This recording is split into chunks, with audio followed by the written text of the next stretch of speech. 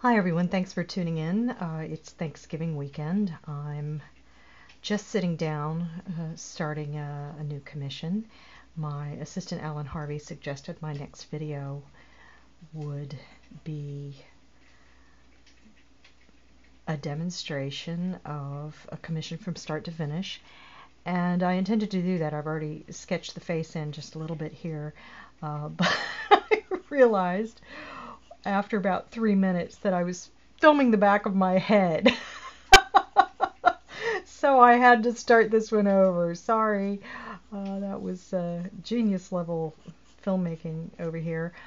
I do a commission a year for my Patreon supporters at House Avrion level, and I'm running a little bit late, so it's just as well that I'm taking time to sit down and do this one.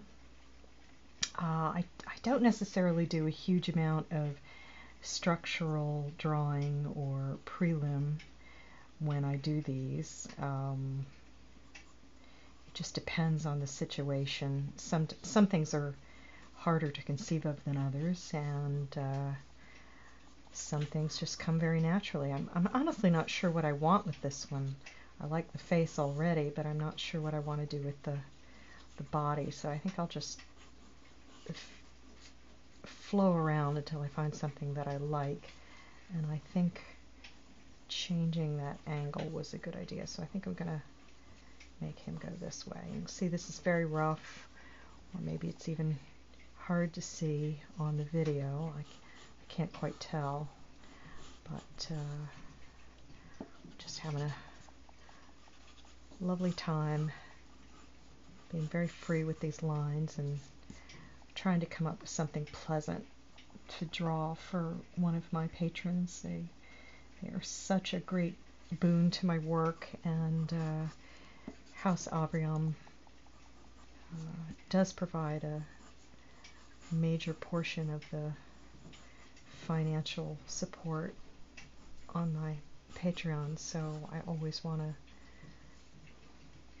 keep all of my supporters happy and give them a nice commission worth waiting for. I may actually have to break this video up into a couple of sections. I'm not sure I can fit it all on to one little movie, and we'll see what I can do with that. If I have to break it up, I'll just put it on pause, upload what I have, and then come back a little later. I'm not sure what I want to do with his arms or his hands. It's very strange to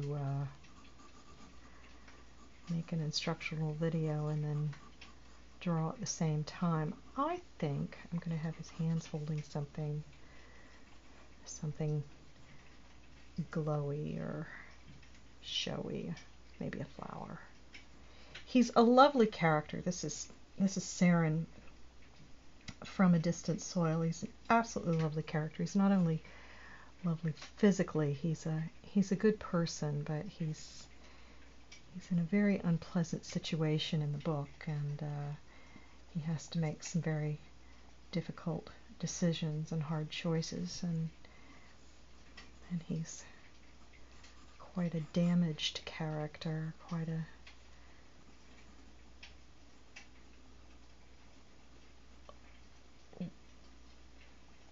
lovely, sad person, but he does try hard and he wants to do the right thing, but I'm not sure it's easy to do the right thing when you're in his situation, so poor fellow. So I'm drawing him right now for a patron in House Avrion, and I'm taking questions and suggestions from my patrons as well. And everything I'm doing here is not what you would call proper drawing. If you were to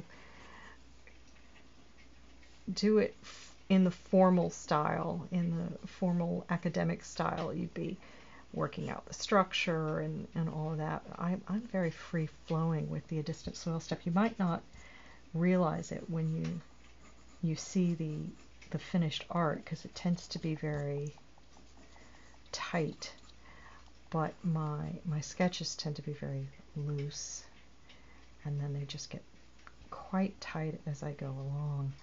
I'm more interested at this juncture in gesture and feeling than anything. I want the characterization to be honest and true to the character I'm portraying. I would rather have that than a academically accurate drawing. What I do is I try to get in there and get the feeling and the mood that I want, and then I'll go back and clean up the drawing so it's more accurate. That's backwards for a lot of people. I honestly don't care. I don't think there's any right or wrong way to do a sketch like this. I think the only thing that matters is whether or not you're happy with the result. And in this case, I think it's more important to be true to the character in the picture than anything else. And he's a botanist. He loves plants. He loves beautiful, beautiful plants. So I think I'll give him a nice flower. It probably would have been more appropriate to put a crystal in front of him. There's a lot of crystal technology and crystal psionics,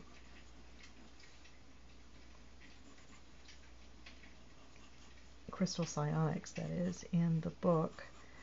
So that might have been a better thing to do. So let me see where we're going with this. That's Seren right here on the cover of this issue of A Distant Soil. It's a cover I quite like. It's odd. I'm sure it's could have been painted better, but I was happy with the funky design of the headdress, and that made me happy to be able to do something fun like that. I like to do very elaborate costumes for the book, but sometimes I design costumes that are so elaborate it's hard to draw them more than once. They take so much time. They're so labor intensive. It's one of the reasons why costumes in comics are usually fairly simple until people started doing things digitally.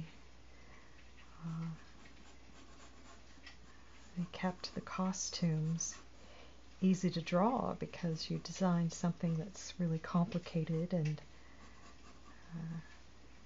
difficult and full of detail, and then that person appears 147 times over, and you've got to draw them over and over again in the exact same outfit in the exact same way. It's quite maddening. I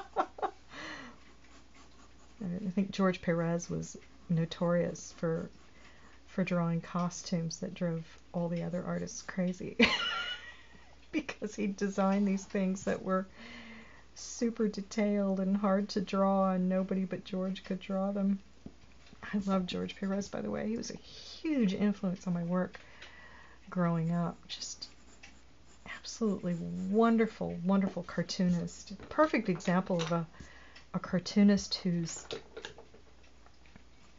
work was more about character than it was about technical proficiency. He just had his own way with his art, and his work was so fun. And you always knew who you were looking at, no matter what, no matter who. They had their own face, and they had their own style, and you knew Nightwing from Changeling, even when they weren't wearing their costumes or their masks, because he gave them distinct features. And one of the questions I got on my Patreon this week was from Devin Stevens. he said, I would like to know how you managed to draw each character with a distinctly consistent face that is different from all the other characters in the series. In most comics, you have to see the characters in their specific uniforms or costumes to figure out who they are. But other than a few cases such as Jason Aaron or Liana Jessica, you could draw the cast of ADS as bold headshots and they would still be easily recognizable as the proper character. Thanks to Devin for that comment, and it's a great comment. First of all, it feeds my ego. I'm thrilled that you mentioned that because I do give that a lot of thought on every assignment I do. It doesn't matter what the job is. It doesn't matter if it's a quickie or it's a elaborate project like a distant soil. I'm very concerned about getting all of my characters to look like individuals. And I'm thrilled that you noticed. I take that as a great, great compliment. And again, I hope I'm keeping my head out of the camera. This is not a good angle for me to work. I can't see very well. I'm drawing at this angle so you can see the video, but I have to draw at a different angle when I work normally, and this is kind of messing me up a little bit. This is hard for me to actually see the paper. I need to be a lot closer to the original art than this because of my eyesight. I have pretty bad eyesight, and I have to wear 4 different pairs of glasses, and I have to be a precise number of inches from the board to be able to see, so this is not the way I would normally work. However, the camera setup can't handle the angle I normally work with, and I kept getting my head into the picture. So I hope I can do a decent drawing like this. It's a little hard for me to see, but I think it's working out all right so far. You have to watch the angle you work at because you can get a visual distortion if the angle is too steep. You should never work flat.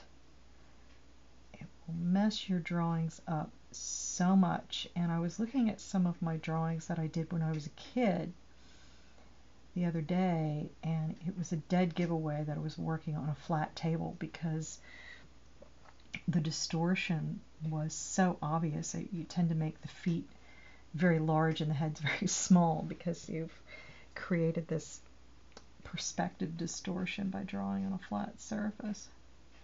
But anyway, here is Seren. I've just started inking him. I'm using Faber-Castells, and I'm desperately trying to get close enough to the board to actually be able to see it. So anyway, getting back to Devin's point about me making all the people in A Distant Soil very distinctive. Again, great compliment. I'm thrilled you mention it. It makes me feel like I'm doing my job. And I was glad to be able to bring up George Perez in that because George Perez was a huge influence on me when I was a kid because he was one of the first artists I realized and appreciated who did that when I was growing up. A lot of artists gave everybody generic features, pretty much the same face, but George did not. He made everyone look like an individual. And another artist who did that, only in a more subtle way, was Dick Dillon. Now, he often worked with an inker named Frank McLaughlin, who standardized the features more with his inks. His inking was pretty heavy-handed. But when Dick Dillon got a more sensitive inker, you could see where he had tried to differentiate people's noses and chins and so forth. And I remember I was reading some early issues of Justice League that Dick Dillon had drawn, and I saw Dick Dillon's work on a book called World's Finest, with the Super Sons, and it had a different inker, a guy named John Callan, and I was blown away by how much more attractive the people were when John Callan inked it, and how you could see that Dick Dillon had made a point of differentiating the character's features more than when Frank McLaughlin inked Dillon's stuff. That's also when I realized that inkers made a big difference. Anyway, between Dick Dillon and George Perez, I made it a point really early on to pay attention to features. I mean, from almost the beginning. Now, how do I do it? That's a harder question to answer. I'll be honest with you, I'm not entirely sure. I don't know if I do it the same way other artists do it, or if it's a quirk on my part, but especially with something like A Distant Soil, the characters are easy for me to visualize. They look like real people to me, and when I draw a shot of one of my characters that isn't quite right, the nose isn't exactly right, or the mouth isn't exactly right, I will fiddle with it and fiddle with it and fiddle with it, as I'm more or less doing here, until they look like the person I see in my head. I see in 3 dimensions. I did not realize until fairly recently that everybody doesn't do that a lot of people can't visualize. And when I'm thinking of the stuff I'm going to draw, especially in the comic, it appears to me like a movie. It's running through my head as if I were watching a film. And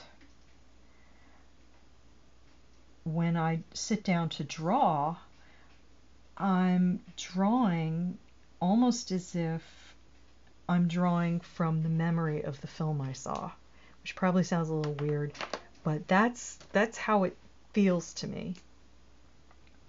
And sometimes I have trouble remembering what I saw in my little mental movie, and that's when I get stymied. That's when I have to pause and fiddle with something. Now, when I'm drawing a sketch here, which is off the top of my head, I didn't visualize anything before I sat down to work. I just like, well, I think I'll draw this nice character in an attractive costume. But when I'm working on the book, I'm not kidding, it looks like something that I've witnessed. And when I'm drawing the people, they're people that I've seen, so I remember what they look like. Now they do sometimes change over the years. I can look back at some of my early sketchbooks and see that my mental image of the characters has morphed somewhat, but many of them haven't changed very much at all. Seren, in particular, this character I'm drawing right now, he's barely changed in, boy, I'm afraid to mention this number, but since about 1984, he looks pretty much the same he has since then. Liana has changed a little bit. Liana has gotten younger and older over time. When I first envisioned her, she was a fairly standard teenage Supergirl type character. She was buxom, and it's hard to imagine that now, but she was pretty typical. And for whatever reason, I just had a brainwave one day, and I was like, no, this is not a superhero character. This is something different. And I just reconceived her as a young girl would look. That may have been because as a 16-year-old, I realized how ridiculous the conceptualization of 16-year-olds was in many of the comics I was reading. They were bizarrely mature. You know, Batman in real life would probably be in jail for child endangerment. But back in the day, 16-year-olds were often drawn as highly sexual beings in comics, and I think when I realized how inappropriate that was, I began to dial that back. And I was still a teenager when I made those decisions. I think it was because as a kid and going into fandom and going to conventions and being treated very inappropriately by some of the people I met, I began to realize that these people had very twisted ideas about how to behave and how to behave around kids. And you know, maybe there should be kids in comics who actually acted like kids, who were the young children that they really are. And I made some huge changes to the characters Jason and Liana at that point. That's a little off right there. This is going pretty quickly. Maybe I will be able to finish this drawing in one sitting. One thing I do a lot, which you will see if you watch me draw a lot, and it's something that many cartoonists do, if you make a small mistake, like I wiggle just a tiny little bit on that line, I'll try to incorporate it into the drawing as much as I can. I don't like to fiddle too much or make any corrections if I don't have to. I like my work to be very clean. So I know that people are expecting me to say, well, I worked out a lot of model sheets and I sat down and I drew all these people and figured out the nose from these angles. Not entirely true. I did draw model sheets growing up, but they were more for show than anything else. I didn't have a concept of how to work out a model sheet or anything. I was just doing these nice pictures that I thought looked cool, and I liked drawing my own characters. I really wasn't working out model sheet stats like a professional would. And to this day, I don't do model sheets as often as some other artists do. I usually carry most of the information in my head. I only do them if a client wants them. If somebody's got a really complicated costume, I'm going to need to draw a lot. Okay, I'll sit down and do a quick schematic, but usually I conceive of them in my head and then I go right to the job. That's just the way I work. I'm not sure it's the best way to work. I probably do a better job if I did spend more time working these things out, but I don't really think I need a lot of model sheets a lot. You've probably seen, if you're a fan of mine and you've been following my stuff for a long time, all these old model sheet sketches.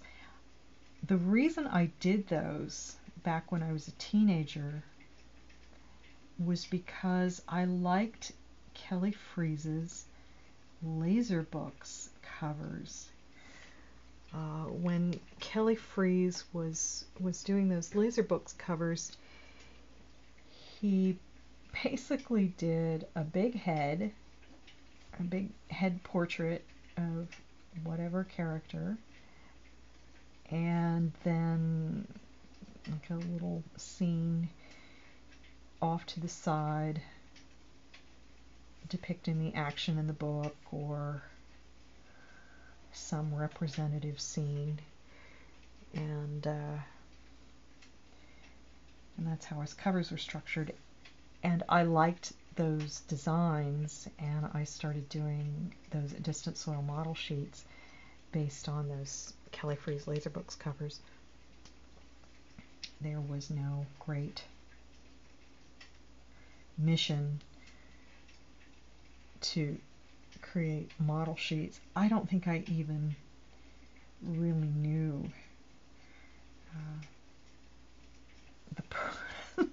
the true purpose of a model sheet until I got a job with Disney, and I'd been a professional for a long time at that point. I got this job with Disney, and they sent me all these model sheets in the mail. I was like, wow, that's how it's done. Who knew?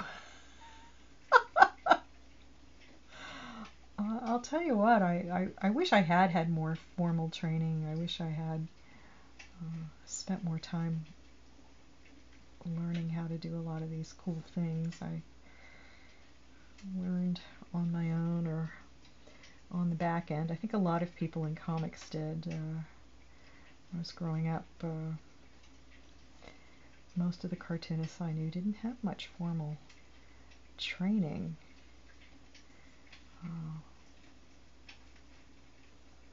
There weren't a lot of schools. There weren't a lot of schools that taught comics, and if you did take art classes, they were generally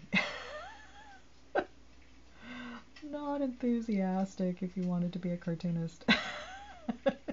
Like, you wanted to, what? No! How am I gonna draw a funky plant? What would a funky plant have on it? It'd have funky plant stuff. So here's the funky plant stuff. That is the technical term, the alien funky plant stuff.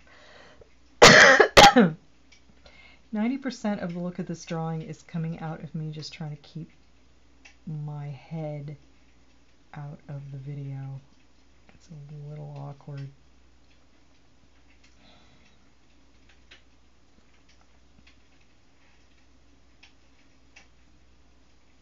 So I don't have any brilliant ideas for... I've made a little mistake there. I'm going to clean that up in a minute. I don't have any brilliant... This is a mistake. Definitely a mistake. This is what's called a tangent. You see this, where all these little points here? This is the thumb, and this is where the costume is. That's confusing. So I call them confusing boundaries or tangents. You want to avoid those. So I'm going to move that line over just a little bit. I'll see if I can incorporate that into the design of the piece. But normally you'll want to avoid confusing boundaries like that. Confusing boundaries or tangents. You want to keep separation of this sort. You want to keep a separation of visual elements. You don't want them to get jumbled together like that. So I'm going to get in there and fix that. I'm not exactly sure how I'm going to do it, but this is artist working entirely on the fly, folks. I'm not at all sure of how I want to handle this picture.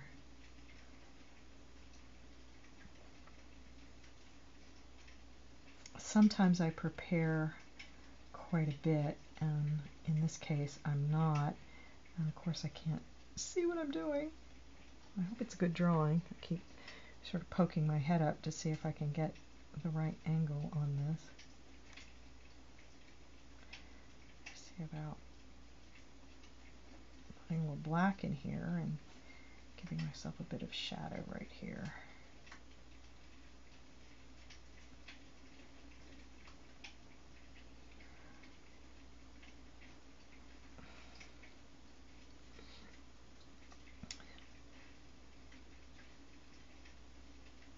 Not entirely sure where I wanted to go with this costume either. I've been trying to avoid Asian elements in my costume designs for a long time. They've become a cliche for foreign or alien, and I would really like to stay away from that. I remember when I was working on Reign of the Zodiac with Keith Giffen, which probably had some of my most complex and difficult world building design. It's 12 different houses, 12 different nationalities in the book, and they all had to have very, very different looks. And of course, within every culture, there are cultures within cultures. So that was quite a challenge, and we had one rule from the very beginning. We're like, nothing Japanese. Not because we don't like anything Japanese, that's not the point. It's that there's so much pseudo-Asian design in fantasy and science fiction and whatnot. We just want to stay away from it because it's become such a visual cliche. We ought to be able to come up with something different.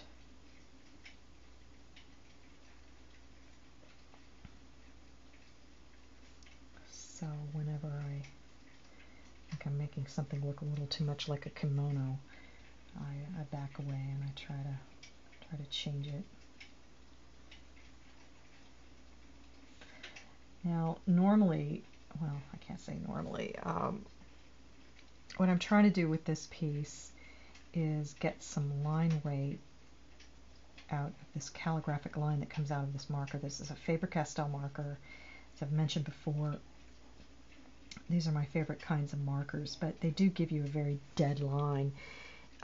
That is to say, the line has no character. It comes out in a thin, precise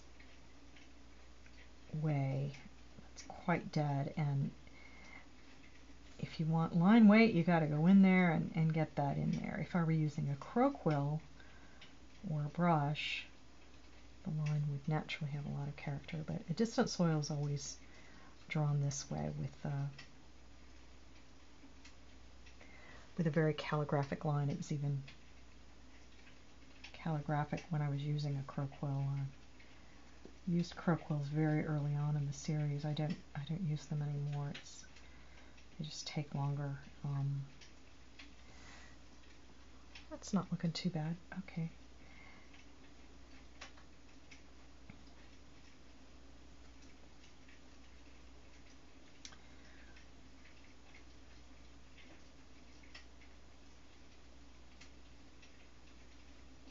See how the line weight, just adding some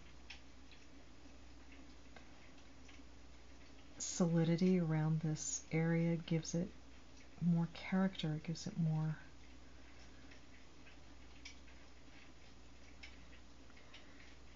of a feeling. It's very Nouveau-esque, I think.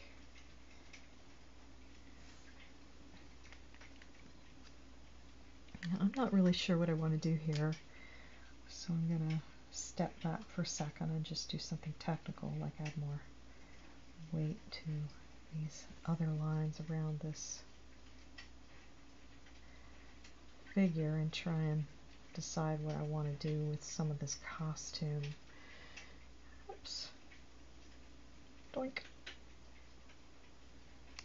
What might be fun? And again, like I said, I'm trying to stay away from the kimono look, which is just so standard that I would really like. So what might he be doing here? Maybe he has...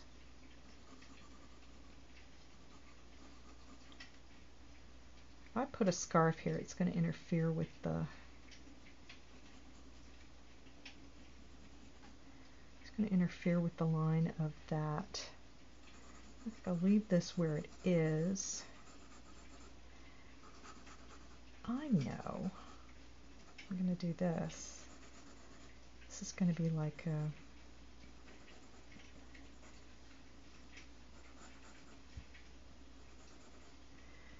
asymmetrical cloak. And then I'm going to give him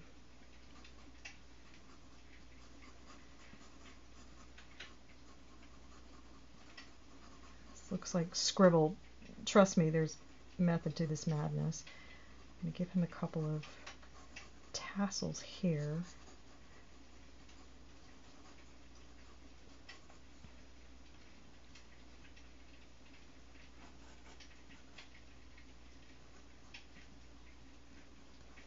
He has very long hair, which is quite nice, except that it always goes off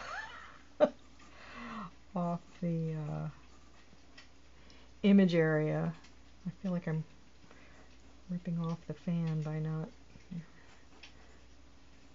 being able to get all that hair into the picture. And I want to extend this. How am I going to do this? I think I'll just, okay, I want that tassel there. Oh, I know. Yeah, okay, I got you. All right, here's what I'm going to do. This will be pretty. I think this will look nice. He's going to get this asymmetrical hem on this cloak.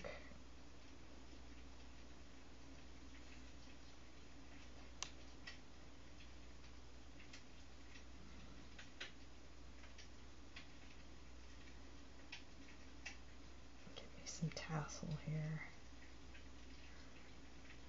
I'm ridiculously fond of tassels. You'll find them in a lot of my stuff. I don't know why. Tassels everywhere. Tassels on windows, tassels on clothing, tassels on hair. Because they're all hair-like. I have a thing for big hair. Shocker. And I think I'll put some just elaborate embroidery on that. And here I'm going to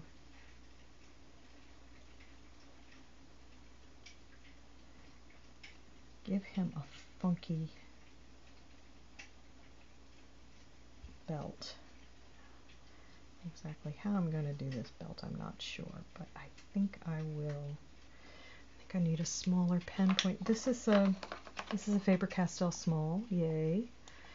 And this is a Faber-Castell extra small, and I just started using these. Where are they? These big fat Faber-Castells. These are great. Cover a lot of space. I quite like these. Oops. Wow. What was I going to do with that? Oh, yeah, I wanted these for the tassel. I think this is a little bit more elegant here. This tassel line. I don't even know if this is showing up or if this is in the image area of the video. Let me have a look over there.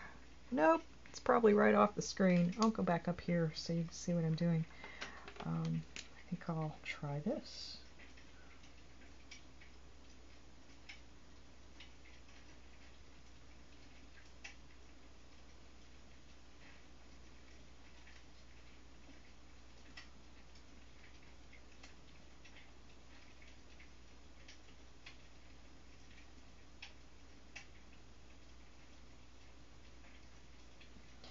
It is about 10 o'clock at night on Friday after Thanksgiving. We haven't actually had Thanksgiving at our place yet because the family wasn't able to make it. A lot of my family works in public service and always has. Always somebody who has to be at the hospital, or they have to be at the police station or in court. So it's not at all unusual for us to not celebrate holidays on the day. So our holiday will be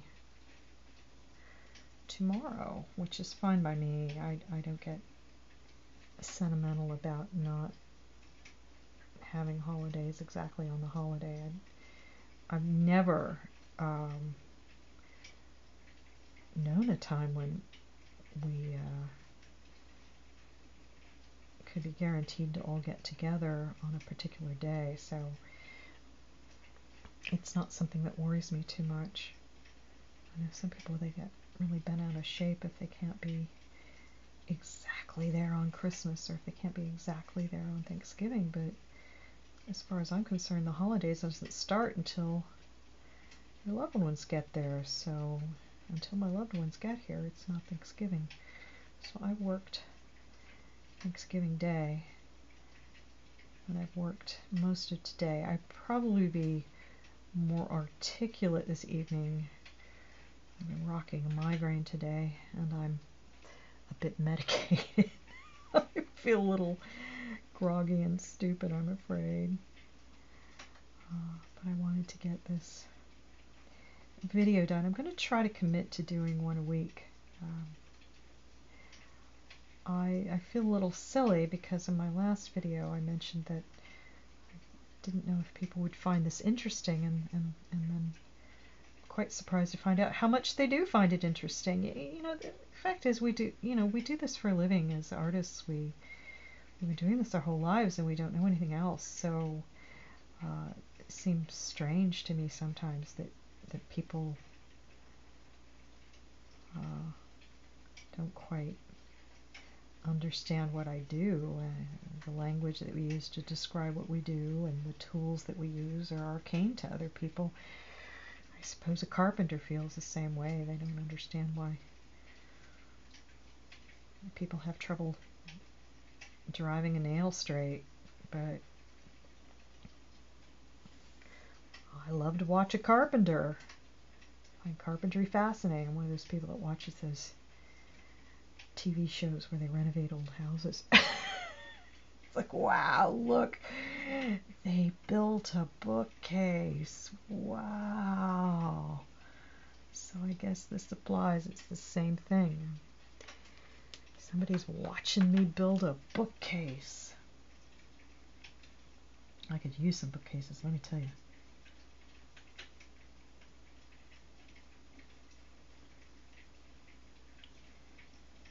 Anyway, so here's Seren. I don't think it's any surprise to readers of A Distant Soil. This is easily one of my favorite characters. He's so complex and interesting to me, and he's such a well-meaning, screwed up person. I guess that applies to a lot of us.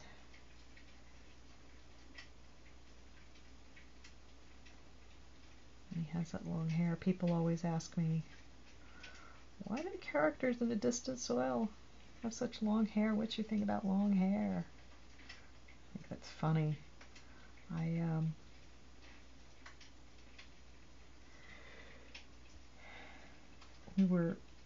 This is a really strange answer, but it's the truth. When we were kids, my family was ridiculously poor. We were homeless at one point, so it's not a happy story. And when we were really small, we were often put into other people's care, and one of our caregivers was a not particularly nice lady who ran some sort of child care thing, and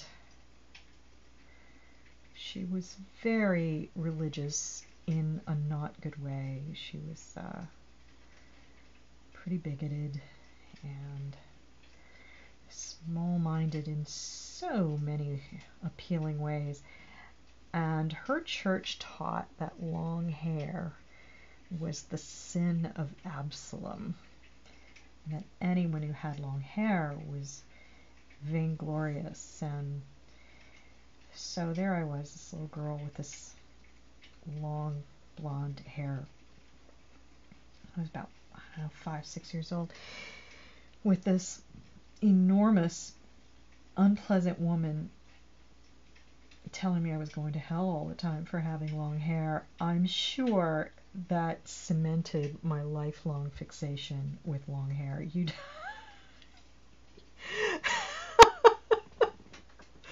You don't tell a kid that something that grows on their body is evil and then expect them not to have a complex.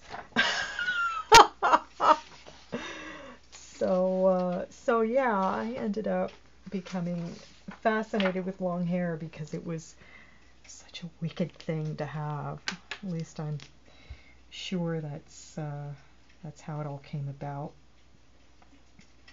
And obviously I did not like this lady very much. Here it is, all these decades later, and she still gets up my nose.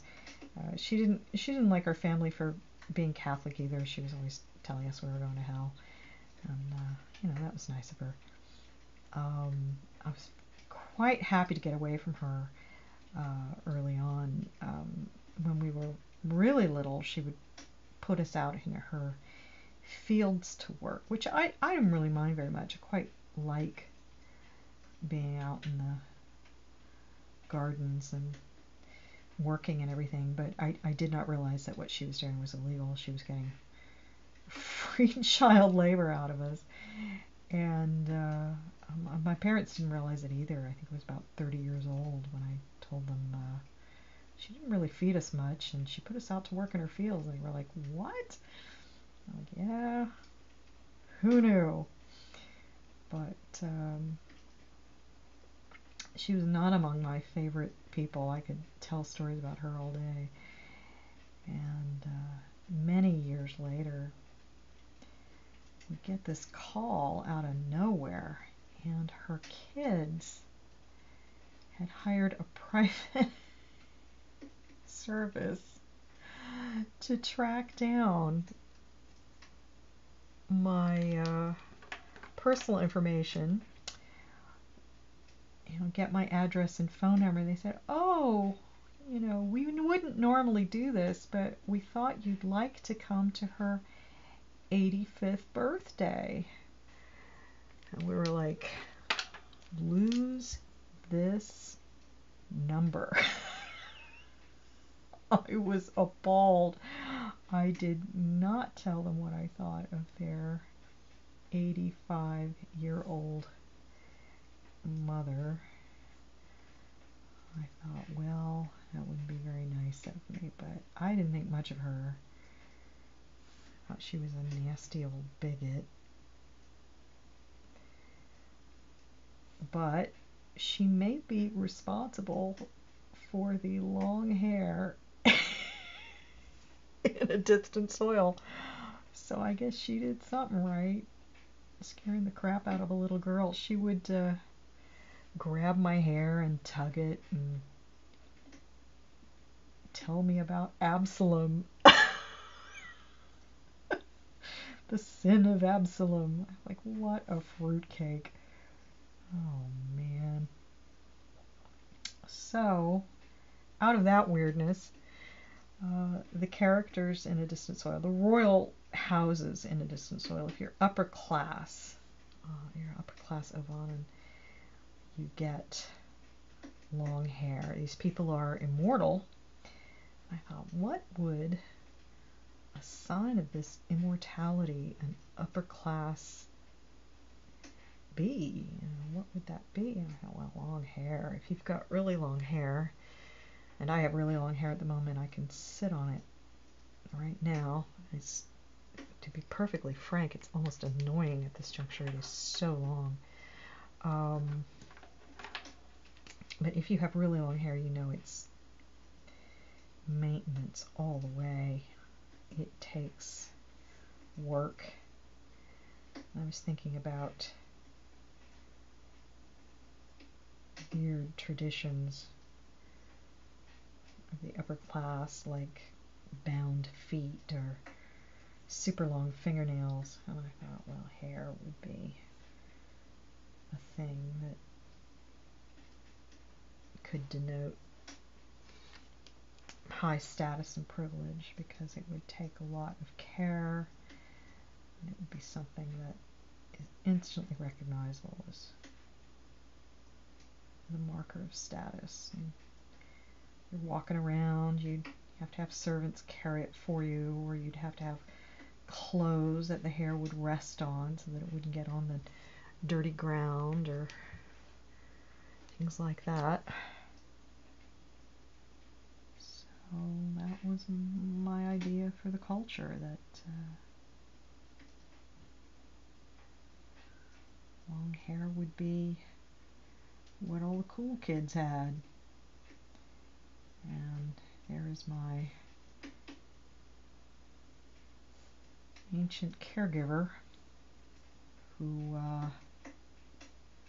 probably rolling over in a grave at this point. Or maybe she thinks I'm still going to hell. I don't know. I don't really care. Look, I just messed that up. That's what I get for talking and trying to work at the same time.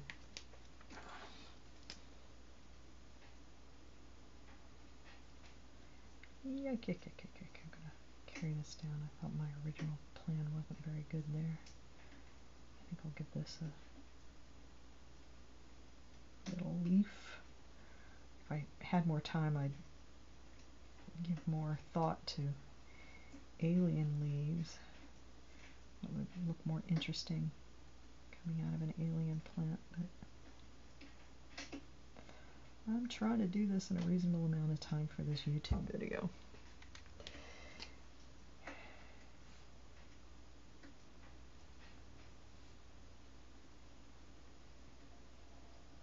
There, I've got my asymmetrical vest. There he goes. Get a little shadow in there.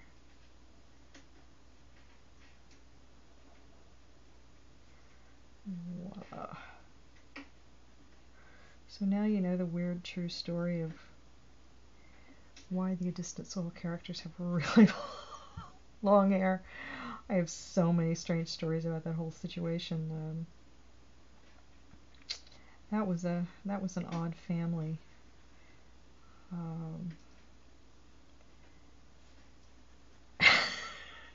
I don't know if I should tell this story. Maybe I shouldn't. I don't know. Maybe this family is still out there and they'd come freaking out at me, but God knows, I'm glad to have them in the rearview mirror. But I probably developed some of my antipathy for a lot of religions from encountering people like her. She was just a awful woman. I mean, what kind of a nut goes around pulling a kid's head and telling her they're going to hell for having long hair? It's just nuts. But she did. And I'm happy to see the back of her. But I thought it was an interesting illustration of how people can have very different memories of life experience. So there was her family thinking we'd actually be happy to hear from them again. It's like, no and way. No, I'm not happy to hear from you. And please don't call again.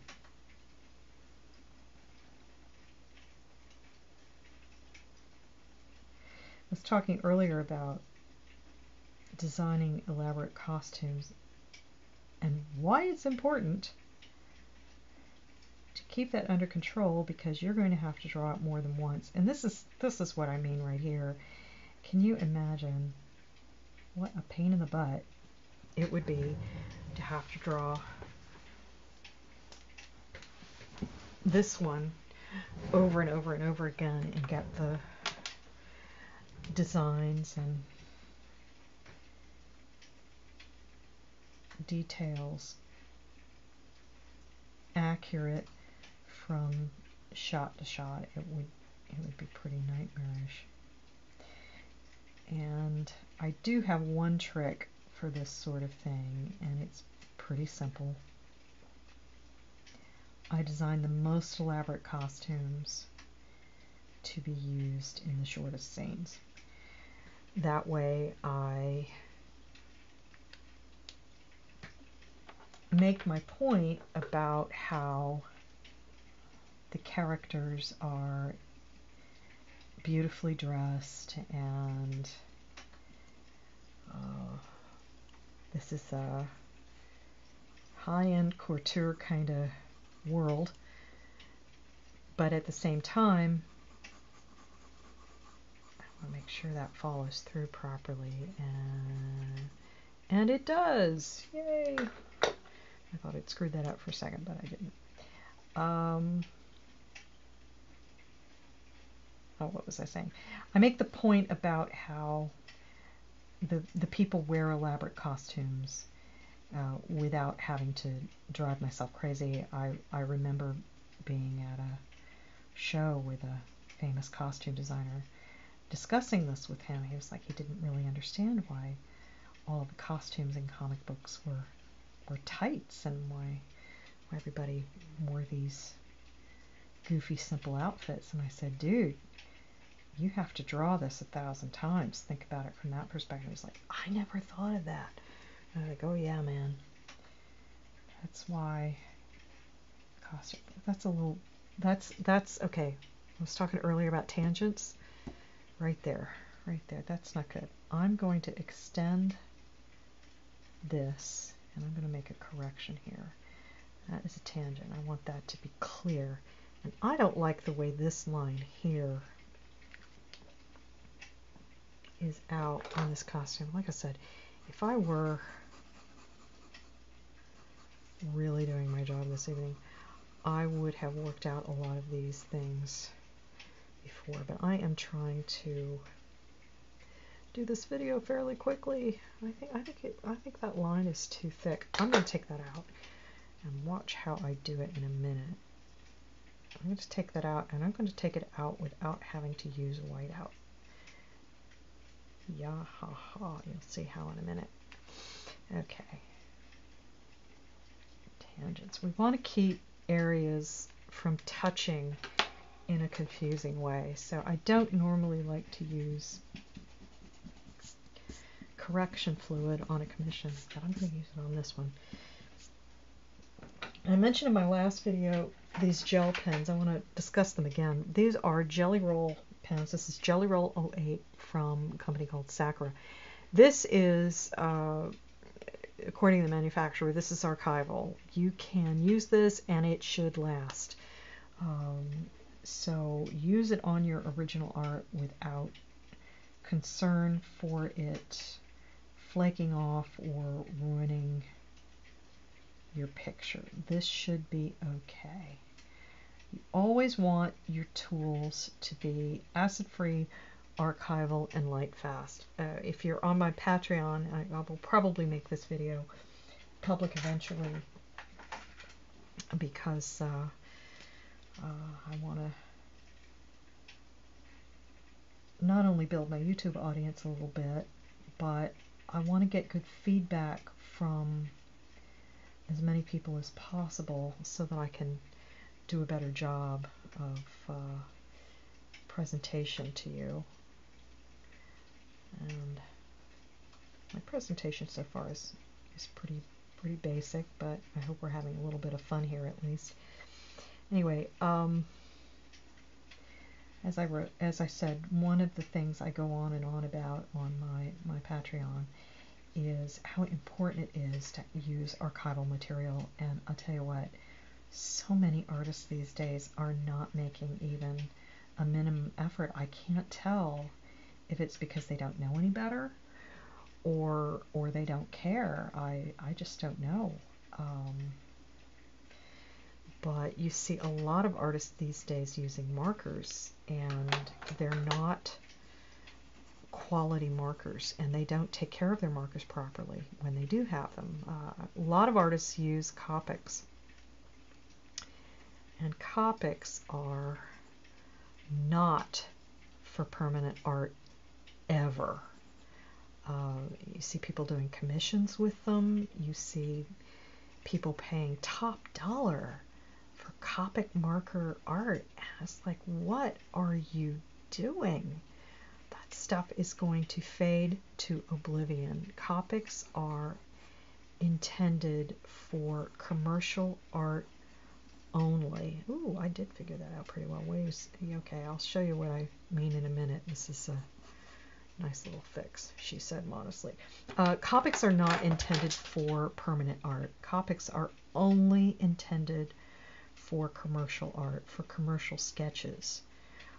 They were never meant to be used for keepers. If you're sitting there paying $500 for an original sketch from your favorite artist, or if you're buying a cover that some creator has done with Copic markers, it has a short shelf life, and the more you display it, the more it's going to fade. Light fast refers to the pigment's ability to withstand degradation from light. UV light causes art to fade, and some markers and paints are so fugitive that even with UV protection, they fade. They fade the minute you put the stuff down. And the reason why Copics fade so quickly is because they don't use pigments at all. They're a dye. They're not intended for permanent use. They have an alcohol solvent. They say that they're acid free, and that's not true.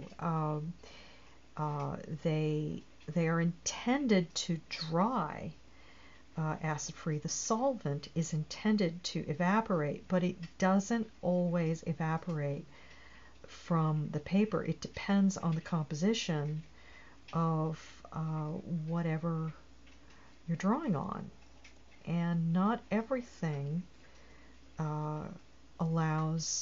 not every form of paper, that is, allows the solvent to evaporate. Some of it stays in the paper and it's no longer acid-free. So Copics are just a no-no in general, and you're talking to somebody who at one time had nearly $1,000 invested in the damn things, and the minute I found out what they were about, they were out. I was like, I'm not using these anymore. So now I'm using Faber-Castell markers on my original art. As I said in my last video, I used to use deleters, and Angie Penrose, who is one of my Patreon patrons, said the same thing. She's been using Faber-Castells and is very impressed with the points as well. The points last a good long time, and the ink is formulated to last a century in standard gallery conditions. The difference between, or one of the many differences between Copics and Faber-Castell is Faber-Castell actually has pigment in it. This is real ink, and there's no alcohol solvent in it. There's nothing to evaporate. So what you get is what you get, and you get a nice black, a nice deep black. And I'm gonna show you some of that nice deep black in action. This is what I'm going to use in this area where I screwed this up. I'm going to use this great big Faber-Castell marker, and look how well that point there gets into the nooks and crannies of this picture. Look at these little details, and I'm able to get in there with this point and make quick work of this area.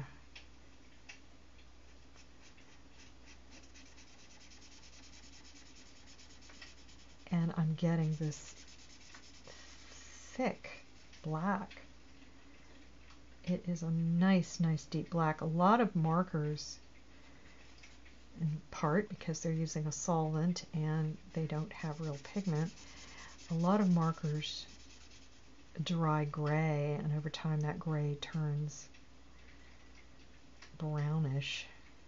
Oops, I screwed that up just a little bit. I'll fix that in a second. That gray turns a bit brownish. And Faber-Castell doesn't. That just goes on so nice and black. Nice and deep. Looks like India ink. Right out of a bottle. Looks really, really attractive.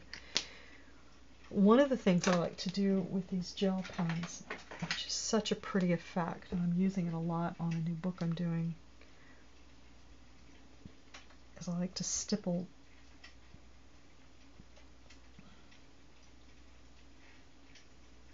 designs right into the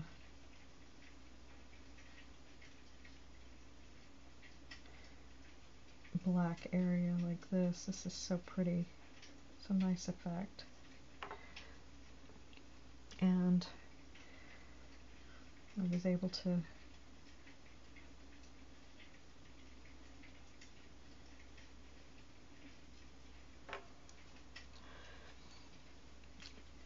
cover over that area that I don't think looked very good and come up with an alternative to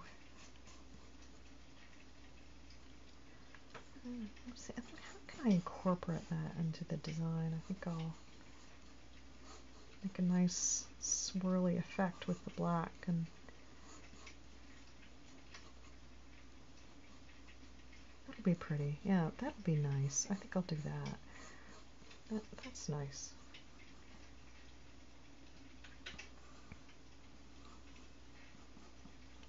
That's how I'm going to handle that. Yay! Yay, I figured it out. This is a French curve that I'm going to use right here. Sometimes I freehand this stuff, but in this case I think I'll just use a French curve. I'm so shocked that so many artists don't know how to use these anymore. This is with my head. Anyway, so you're about to see me use a French curve. Yay! French curve. There we go. Solve that. I don't like that exactly. I'm going to change that just a tad. And then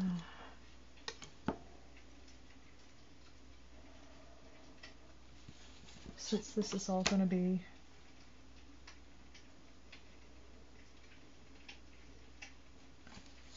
large black flowy area, I don't have to worry about getting this precise. In fact, I think I'll freehand some of this in a minute. Yay! I think I'll go ahead and freehand this whole thing.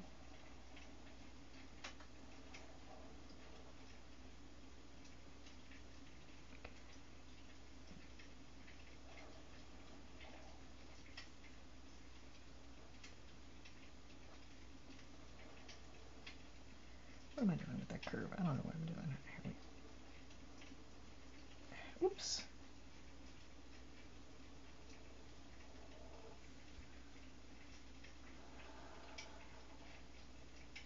Almost. Let me clean that up. Clean that up, clean it up, clean it up. Where do I want that to go? I don't want that curve. Let's try this curve. Okay. I think I'll just use that as is. Yeah, let's do that.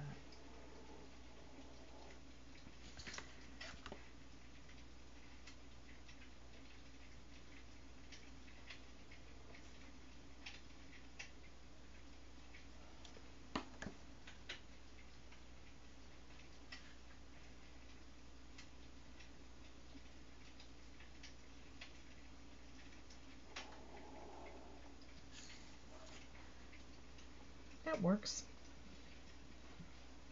I have just lost the lid of my pen. This is the bane of my existence, losing the lids of pens. It's the worst. I'm going to get in here and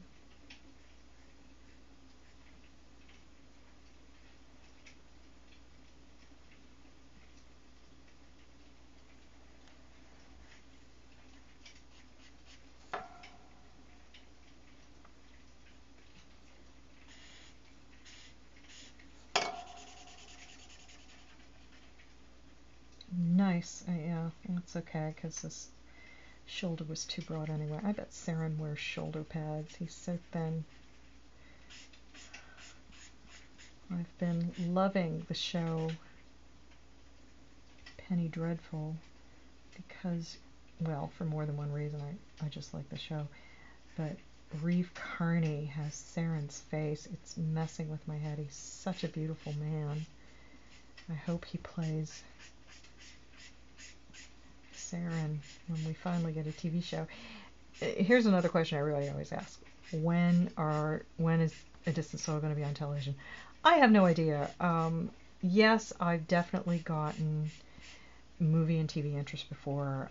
I've signed agreements on several occasions, and I don't make a big deal about them. I've never made a big deal about them. In fact, I think crying about them is kind of embarrassing unless something's actually going to be done, because I've been around the block long enough to know that a lot of this stuff is so speculative that it's not worth it to make a big deal. I think it's gross.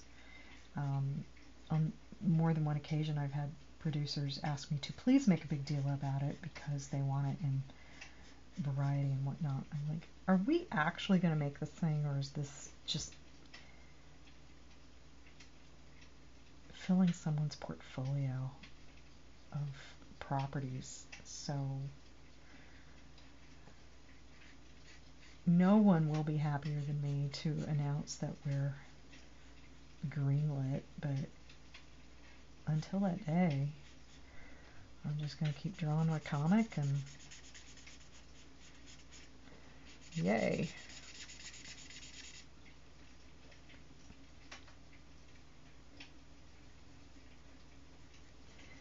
But I don't think I've ever seen anyone who looks and behaves more like Seren than Reeve Carney does in Penny Dreadful. It's quite uncanny. I was like, wow, that dude, he really looks the part. Of course, he's brunette, and Seren is very, very pale. I think the casting for Bast would be epic. I used to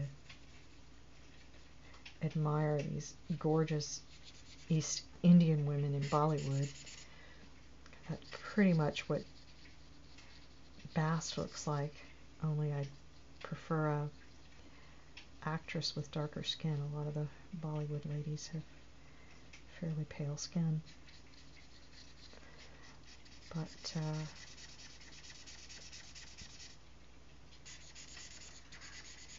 it's too bad Nichelle Nichols is not available to play her, because I grew up thinking Nichelle Nichols was one of the most beautiful women in the world. And when I created Bast, I created her as the most beautiful and desirable woman anybody had ever seen, that she would just be an extraordinarily attractive woman. And of course, Nichelle Nichols was a big inspiration for that, because seriously, she looks like the queen of the world.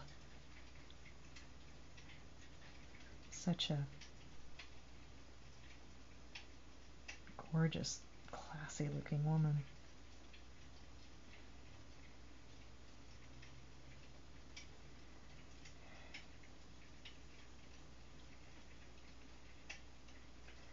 And I think Seren probably grew out of excessive exposure to David Bowie when I was growing up. And in the early days of his creation, I think he was supposed to look a lot like David Bowie. He got a lot prettier. Phooey, I just went outside the lines there. Oh well. He got a lot prettier as time went on. I'm not sure if he wouldn't have been more interesting if he wasn't so pretty. Maybe if he was harder. but I gave the previously harsh face that I thought David Bowie had to Seren's predecessor, Etan, instead, and I made Seren a much sweeter and more innocent seeming character.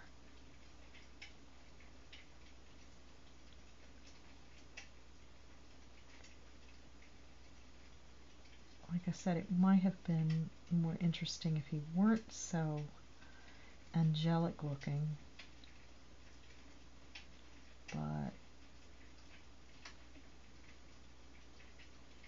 I really do love him the way he is.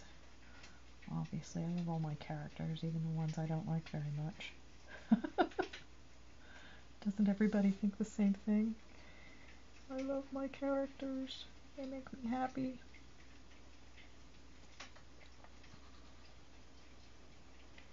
They're very, very real to me when I write or draw something that's out of character. It almost feels like there's something in my head shouting at me, no, they wouldn't do that. No, that's not right. And every once in a while I'll have someone try to argue with me about what my characters would or would not do, and I think, you've got to be kidding, I would never do that.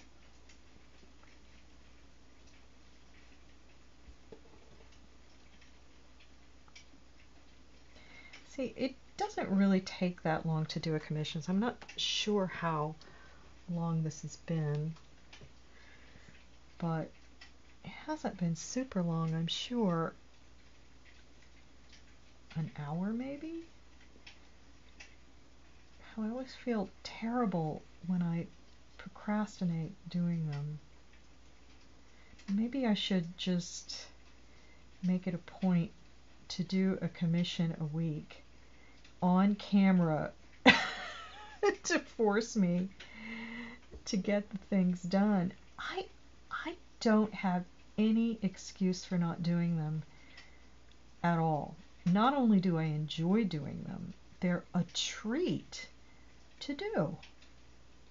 I mean, what's not to love? People pay you to draw your own characters. Okay, I'll do that.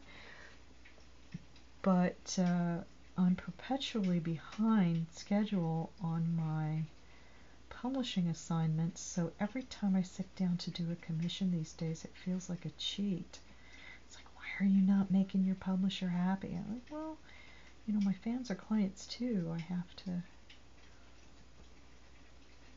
get that done. They're just as important as my publishers are. More important, if people don't buy my books, my publishers won't want me. You see there's a little spot over there. I want to get rid of that. It goes. These gel pens are the greatest. I think it was Rags Morales. I think it was Rags Morales who turned me on to these things, and I wasn't going to use them until I went online and found out that they were permanent. Yay! That's the best news ever. They're permanent. Oh, so happy. My hand's a little sore. I've got a minor case of cubital tunnel syndrome, which you do not want. Man, it will mess you up. It's easy to handle with just a few simple exercises. I've posted about it on my Patreon before. They're quite simple to do, but right now I've got this stabbing pain right here in this finger, and when this commission is finished, I'll do some stretches, and that pain will go away as if it never existed.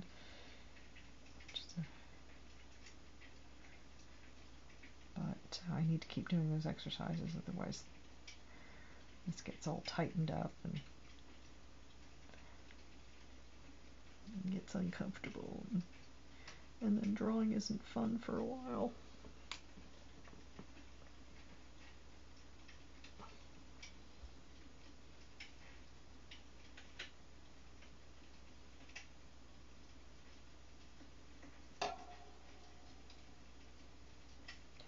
I love to draw decoration, and some artists really hate it. It makes my day to get to draw decoration and try to come up with little flourishes for the pieces like this. Had one artist, I will not name them, but they would chide me all the time for doing this stuff. But I have to say, this is an artist whose career isn't going very well, so there's somebody's advice I'm glad I didn't take. I think they have not been too successful in latter years. It's important to follow your own voice and go your own way and not worry too much about what other people think.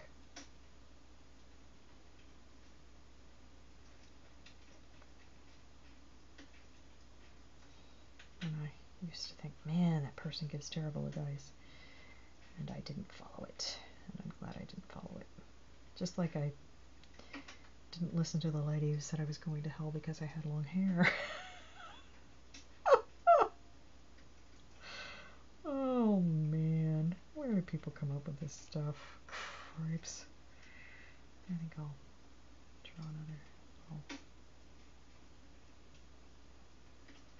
Well, this commission is going a little better than I thought. I think the anatomy is a little funky in a couple of spots, but it's an attractive drawing, and that's what's important to me. I want things to look nice. My patrons, like I said, I feel like my commissions are just as important as my publishing assignments. I want them to look nice. I want people to be happy. I don't want them to have a crappy drawing. And like I said, they're really fun. Really fun. I mean, it's especially since most of my patrons are content to let me draw whatever I like. Well, who doesn't love that? Yeah, I'll take that job.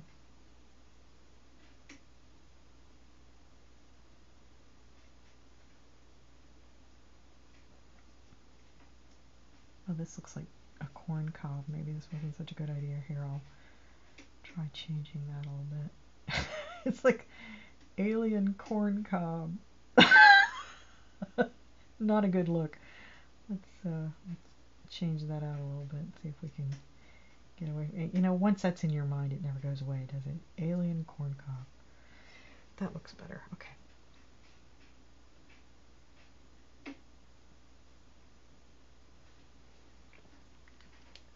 I think I'll make this jewel in his head. Where's my light source? Oh, there it is. Okay.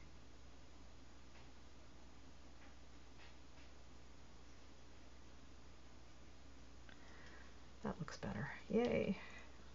I think his jawline's a little too strong. I'll try to... He actually has a very slender, long, slender face. Like Reeve Carney. I think somebody needs to let Reeve Carney know he needs to play this part. That's better. That looks more like him right there. I think I need to work out the curve of this hair a little bit better. I don't even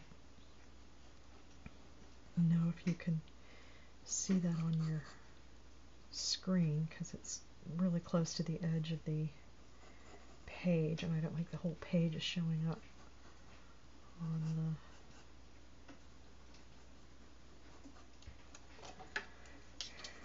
the video.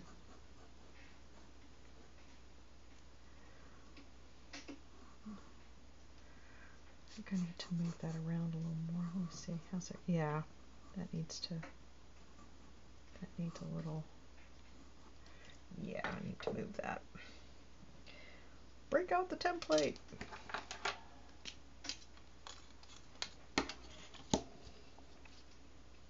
I just hit the camera with my head. I hope I didn't screw that up.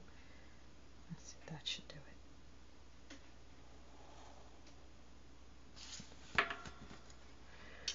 I understand people don't use French curves anymore, and I've had people ask me what they were. They didn't even know what they were. Like, oh my God. My entire office is becoming a museum of forgotten art supplies. There used to be a great, I just banged the camera again. This is a professional act here. There used to be a great Facebook page. I think it was called the Museum of Forgotten Art Supplies. It was where a bunch of artists would sit around and talk about their obsolete tools.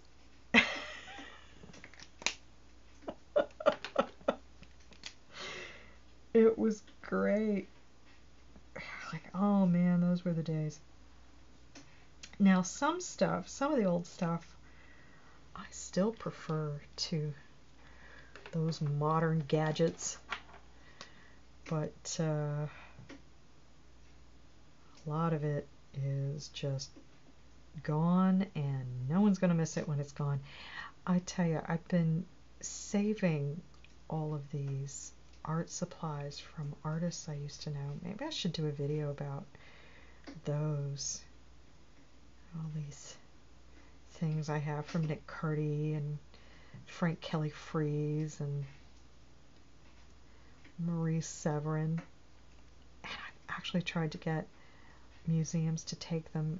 Nobody wants the stuff because it doesn't have any real value anymore. You know, 100 years from now, people are going to be going, oh my God,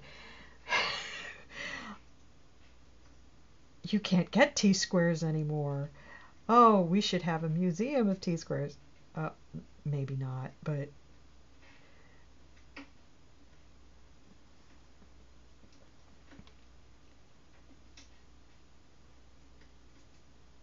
antique art supplies are an endless source of delight for me, and even though I'm doing a lot of stuff digitally now, I love doing things the analog way. There's something magical about seeing finished art come out of your fingers. Like, nobody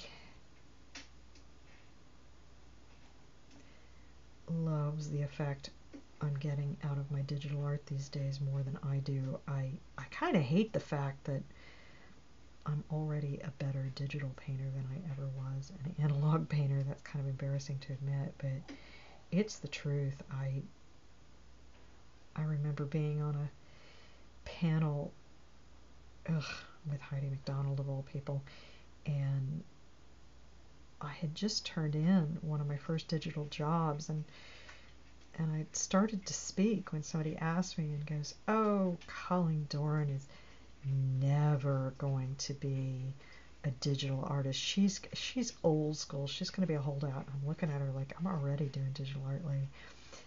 And I haven't done an analog painting for an assignment in years. Everything I'm doing is digital. I'm not doing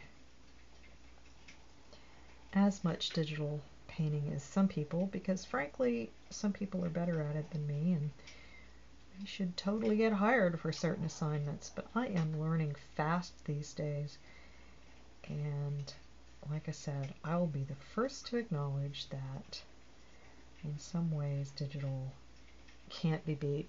Layout and paste up, can't be beat.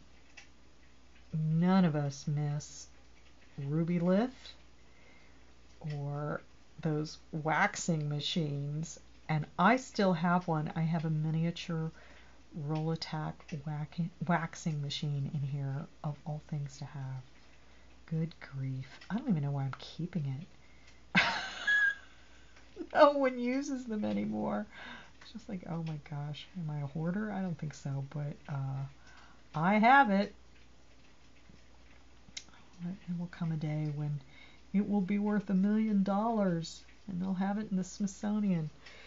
No, who am I kidding? That's never going to happen. Nobody even wants them as a memory, honestly.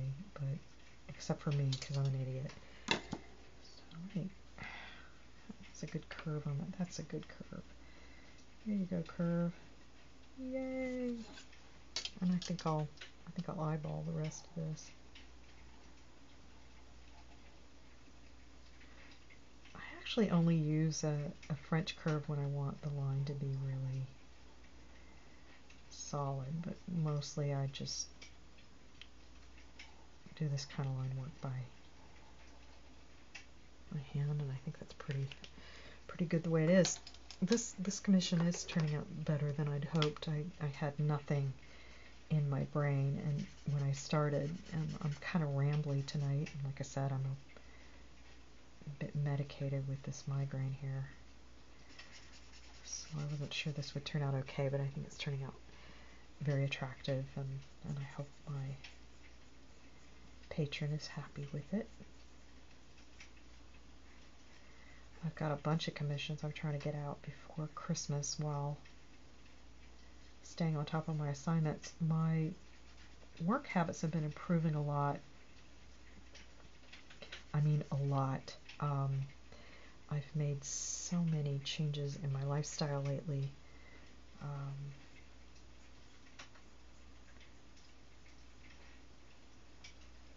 And I've reduced everything down to work and sleep, pretty much. I putter in the kitchen, but I've cut out my gardening almost completely. And work and sleep, work and sleep. Sounds worse than it is.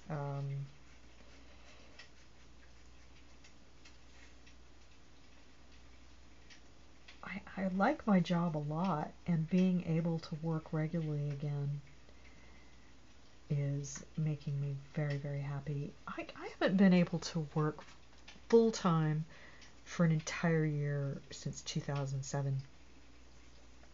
It scared me when I realized that. I didn't realize that until the other day. I knew there was something wrong in 2006. I've had weird symptoms for many years, going all the way back to when I was a kid, fainting spells and stuff like that. But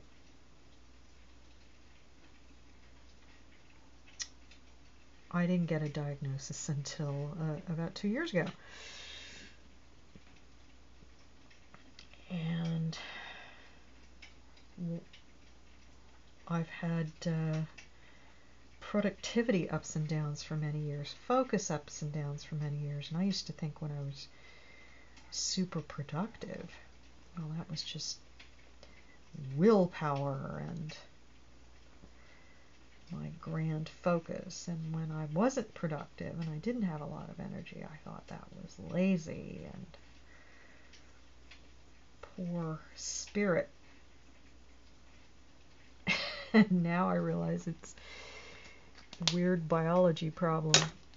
I've got a autoimmune disorder that has kind of messed me up, and it gets worse over time, and I went for many years without being diagnosed. So by the time I was diagnosed, I was in pretty bad condition. And over the last 15 years, my productivity got worse and worse, my ability to focus got worse and worse. And I can remember the day in 2006, and I just went, man, I don't know what this is, but something isn't right. And it took them more than 10 years to figure out what it was. And it took 2 more years for me to get back to a normal schedule. And I did not realize that I had not kept a normal schedule until I went through my diaries and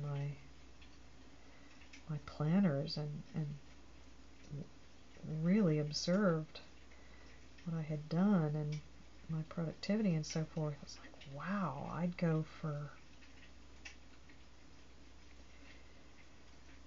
months, a year, without really producing very much and barely getting out of bed sometimes. 2008 was pretty bad. I remember struggling very hard in 2007. I was still working in 2007, but I was struggling. And in 2008, boy, I spent a lot of time in bed, and I was doing easy small assignments like sketch cards and whatnot. It's like, well, I can do that sitting up in bed. Not too hard.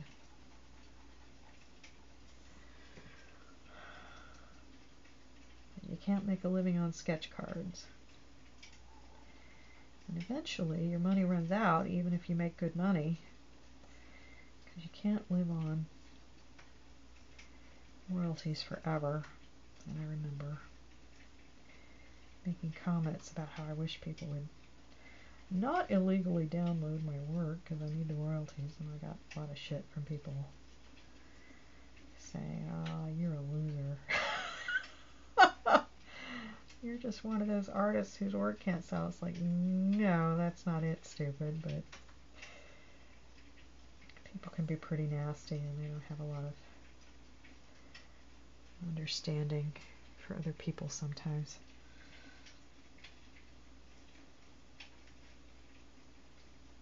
And I was pretty much making my living on royalties there for a while, because I had to. I've had trouble functioning.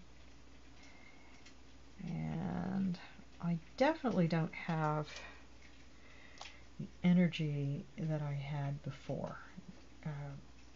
But I do have something that I haven't had for years, and that is focus, daily focus. Brain fog was so bad on some days that I have trouble remembering my own name. I just zone out. And I was still having problems with it even into this year, but they weren't as bad. I'll just go through little glitches.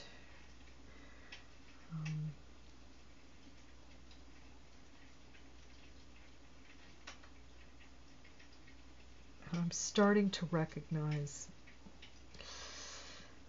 when I need to go into the doctor and have them take a look and make sure everything's okay. It takes you a while to figure out these patterns.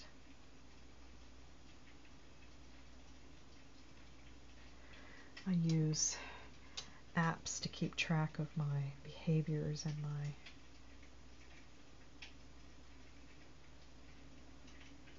habits, and that has helped a huge amount.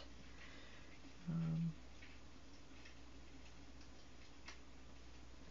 can watch my productivity, make sure that I'm paying attention to the right things. That's a big one for me. It's easy for me to get lost in things, get, distracted by online stuff, or to spend too much time doing things like admin work, answering the mail or packing and shipping, or stuff that isn't moving the art forward. You got to do a certain amount of all of that, but if you let it, the daily noise of administrating a small business will eat up all your productive time. So I've done a much better job this year, I think, of making sure that the art comes first. I have a daily goal a daily quota that I try to meet, and I usually do. And I couldn't have said that even 6 months ago. For 3 months now, I've met my daily art goal almost every day, and in some cases I beat it. Now, it's a fairly simple goal. I realized something else recently, and that is setting overly ambitious goals will hurt you more than it will help you. If you make a goal so high that you start to miss it, it's discouraging. So I set it lower and then started to exceed it and had better productivity than when I had a much higher goal, which I didn't expect. That was counterintuitive. I don't think I've ever done before. I've always been kind of punishing to myself, I think. I've always been someone who expected a lot, and it's weird for me to have to change those expectations. But I'm glad I did. I feel better about myself.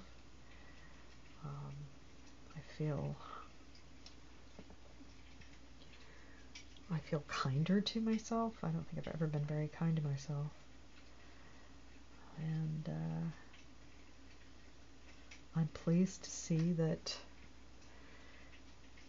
setting a milder goal has made it better for me, made me happier, and made me more productive. I generally work a full work week of around 60 hours.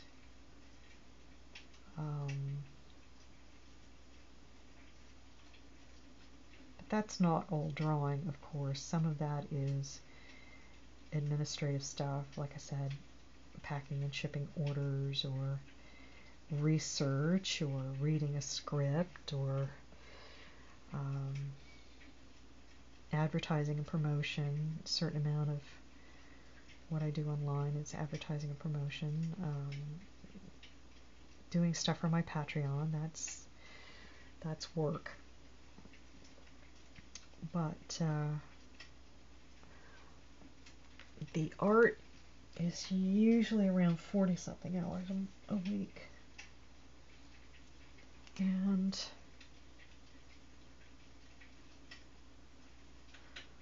I was having the worst time meeting that goal. I just couldn't do it. I don't think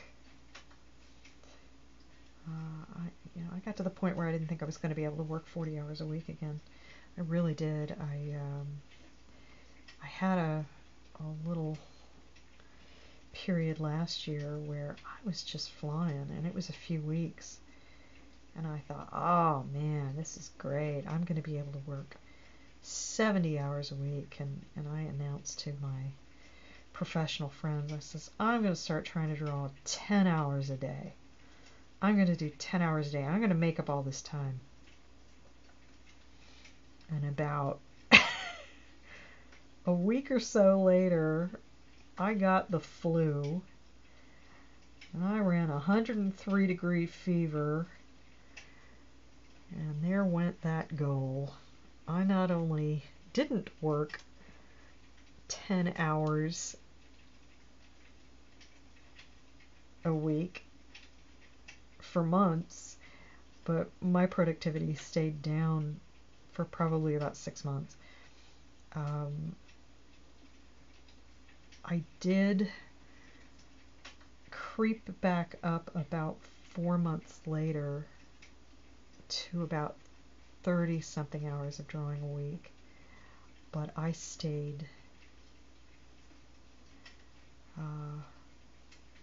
unable to focus as well as I wanted. And it turns out my thyroid levels were screwed up, and I had all this manic energy I thought I was getting better, and I was just slowly sinking again into being worse. So I started exercising a lot, but not getting much drawing done because I couldn't focus.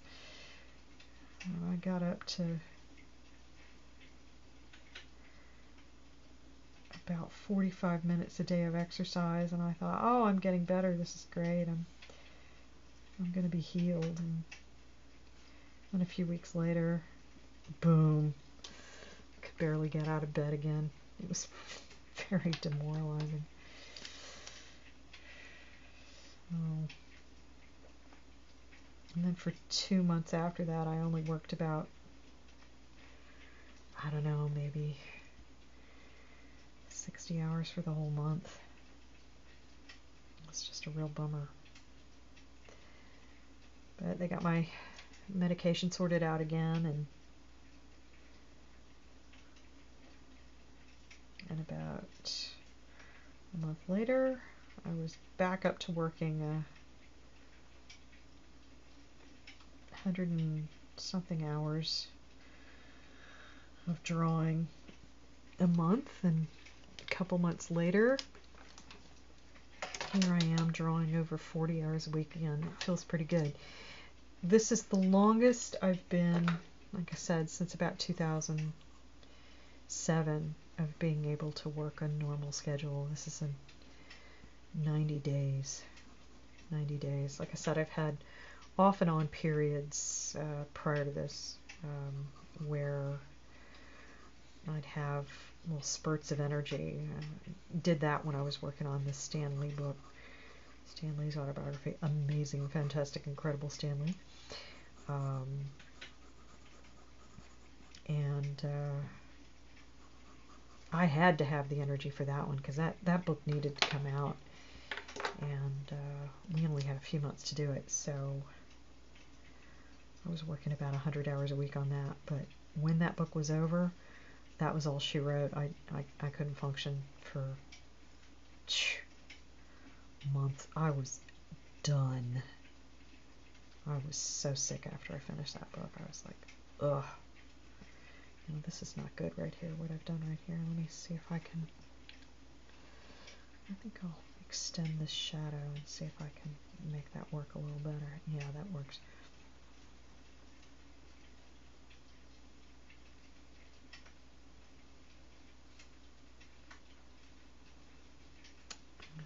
I was sick as a dog. And that book was amazing to work on. Everybody was having a major drama on that book. Poor Peter David. His father died while working on that book. My mother ended up getting cancer. My father got cancer. And that happened the last 2 weeks I was working on the book. I was a complete case trying to finish that book. I was a nervous wreck trying to get that in. I was worried about my parents. And the deadline was screaming tight.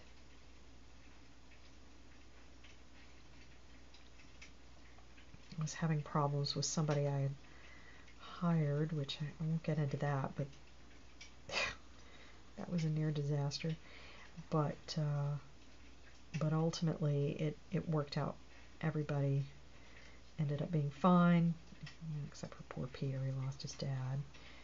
Stan even went into the hospital when we were finishing up that book. So the stress was unbelievable. We were all pretty wiped out when that was over.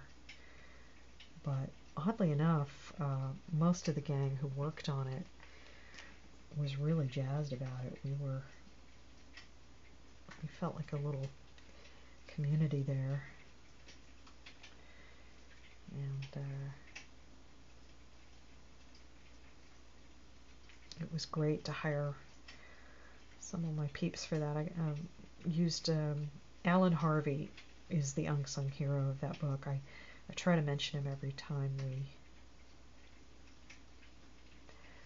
talk about the project, but Alan Harvey did all of the production work on my art, and most of the stuff you see in there from old comics comes from his collection. And he did the restoration and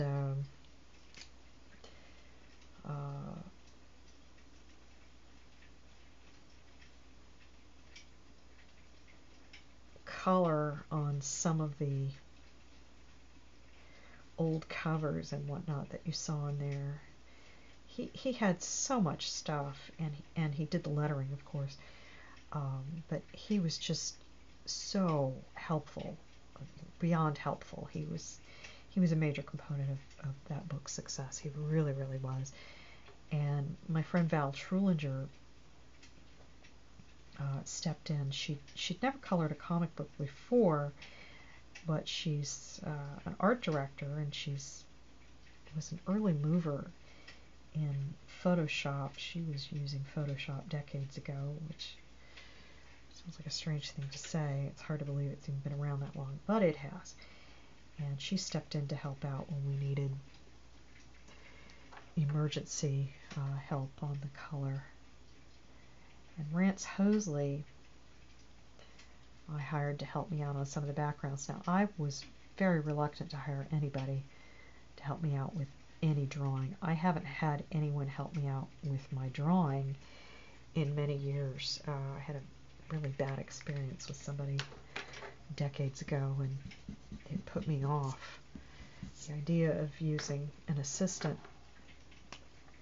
But I've had 2 good experiences since then, and I realized that my mistake in the past was in simply not hiring a professional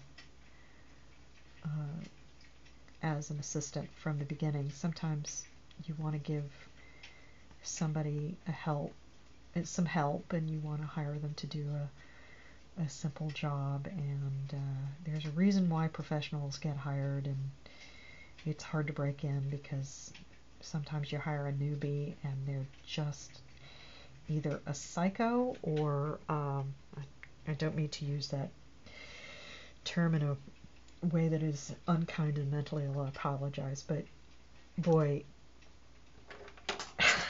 you can hire somebody who is either not as qualified as they would have you believe, or they're trying to piggyback on you and pad their portfolio, and they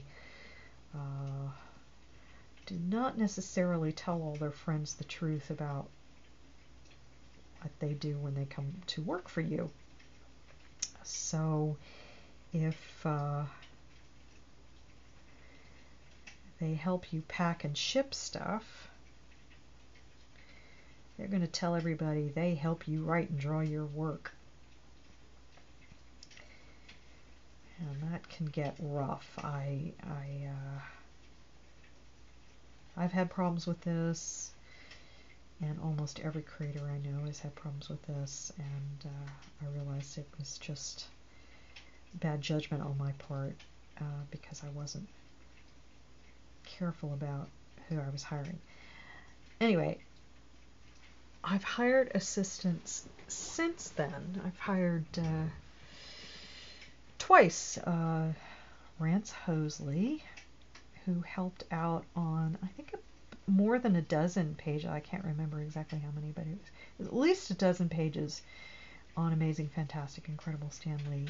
And Joseph Sekaris, who did a little bit of work for me on a Spider-Man story that I did with Peter David some years ago. It was a wonderful story entitled Leah.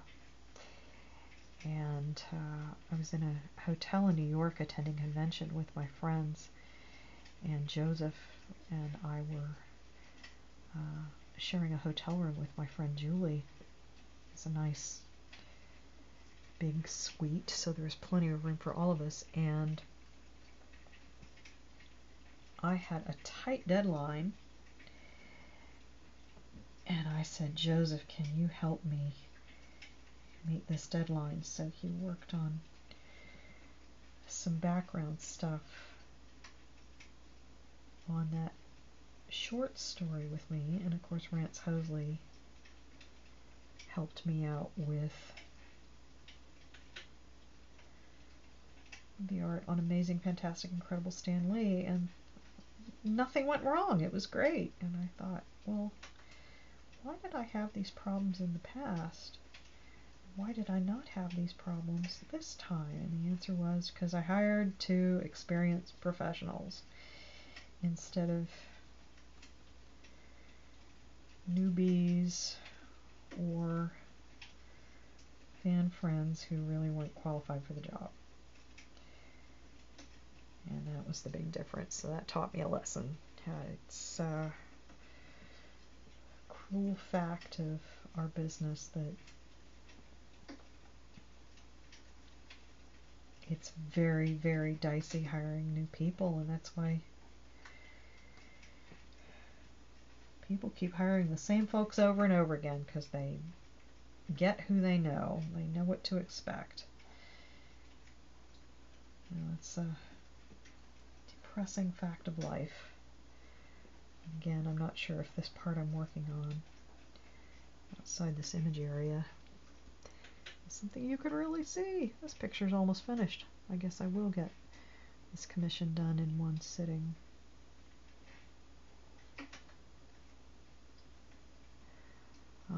You can use a template to help you get your ovals perfect, but as you see, I'm not using one here. I don't think it's necessary. I sometimes will rule what I want to draw in pencil with a template, but I like my line to have a little bit of character, so I will go back. You know what? I don't like this here at all. I'm going to black that out entirely. And I'm going to go in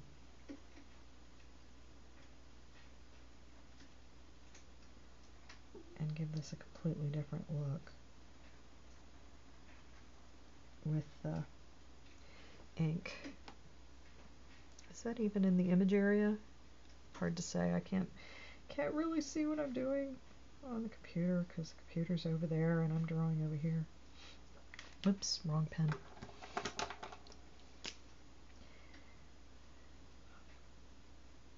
I have to say it is more challenging keeping up a conversation while you're drawing one of these things than it is drawing it. It feels a little like dancing and singing at the same time. Quite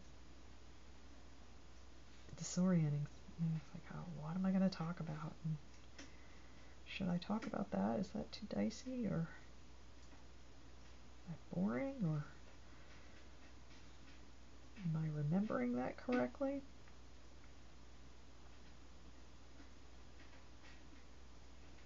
Anyway, Joseph Sakaris, who I mentioned earlier, who did a little bit of background work on that Spider-Man story, is fairly well known in Australia. I don't think he's really well known in the United States. He's done animation for Disney, and he has a line of fashion dolls.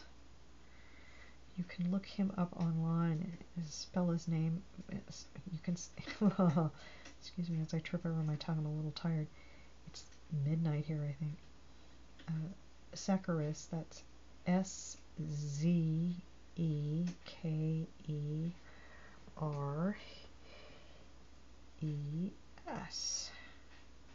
And he just come out with this new line of fashion dolls. They're really spectacular. And he says he's going to make a Bast doll for me, which is exciting. I can't wait to get it.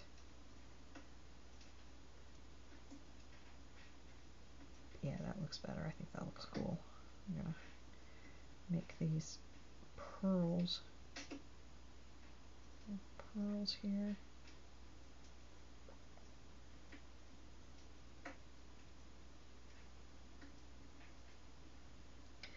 he's quite interesting person.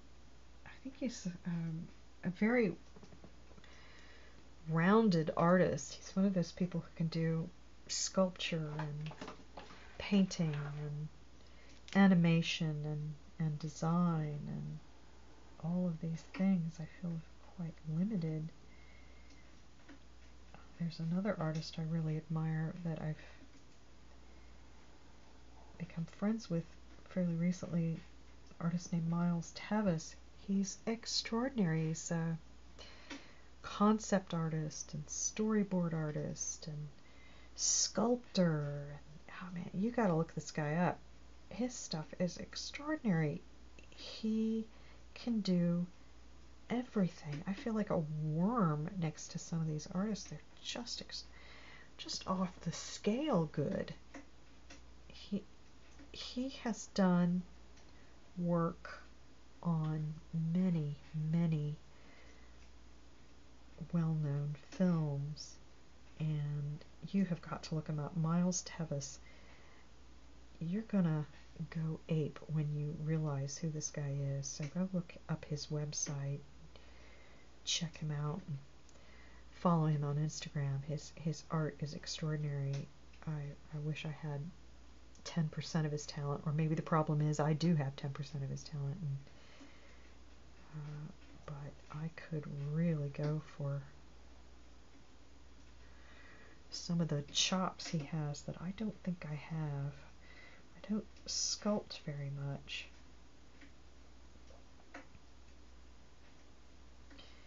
What little I've done, I think it's pretty unimpressive. Turned out okay for not working it out before I sat down to draw those curves. I prefer to, like I said, I prefer to work this stuff out a little bit more before I do it. But I'm trying to get this done for the YouTube. All in all, I'm not unhappy with the piece, though. I think it's turning out alright. I think it's attractive, and I think my patron's gonna be happy with her drawing. I'm not interested in accuracy on this as well. In fact, I don't like realism for this book at all. I think it breaks the proscenium. It should have a certain look and a certain feel. And excessive realism kind of blows that, though I have done a couple of fairly realistic covers. But on the whole, I think this line work suits the project more than a more realistic style does. Maybe I'm just kidding myself, but there's a right way and a wrong way for every comic, and that's just the right way for this one, so I'm sticking with it. I remember a comics critic, and I don't say that in a derogatory way. I'm just saying, he said something about, your style never changes on a distant soil, and well, that's demonstrably untrue, but the overall aesthetic has not changed. That is true, and I thought, what a strange observation. I said, well, why should it? This is one story. This is one holistic unit.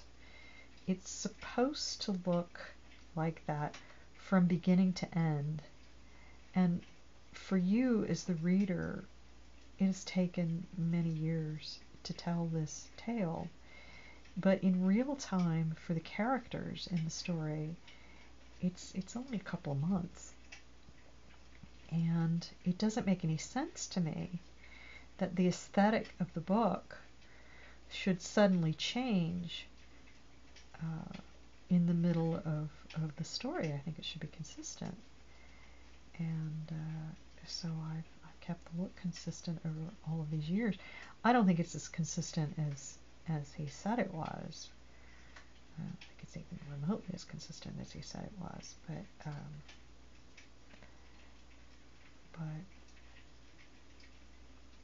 I've gone out of my way to make sure that the aesthetic is holistic. If I started drawing like Bill Sienkiewicz in the middle of the book, that would just be jarring and weird. I don't approach my comic as a project. I approach it as an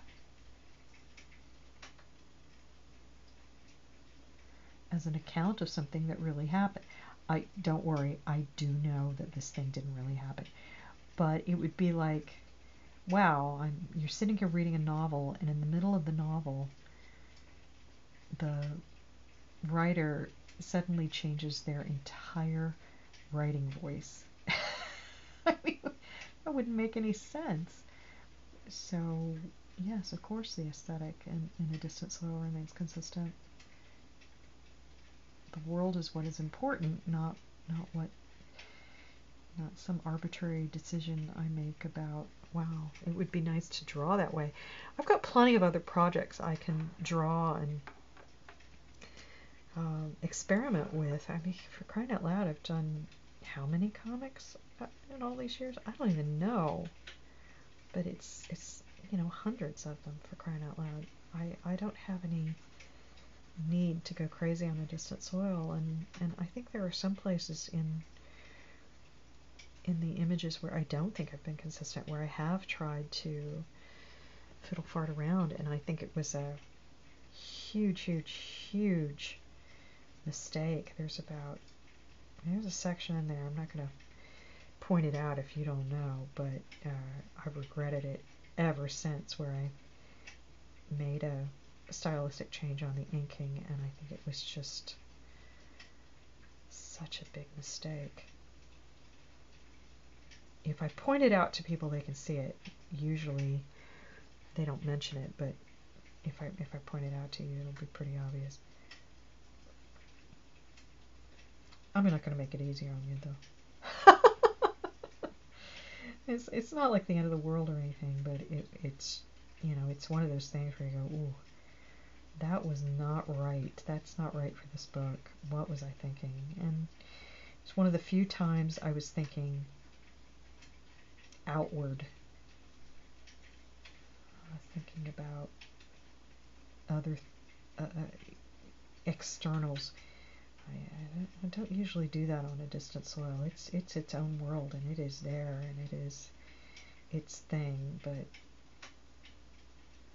that was one of those few times when I was not following my true voice, and boy, like I said, it was a mistake. Do I want to black that in, or positive or negative on that? I think I'll go with this. I'll just do these.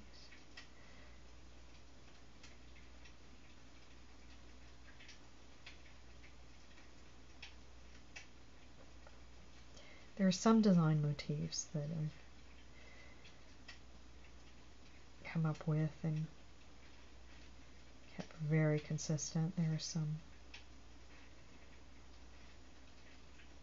inking techniques that I've kicked around the block a few times, but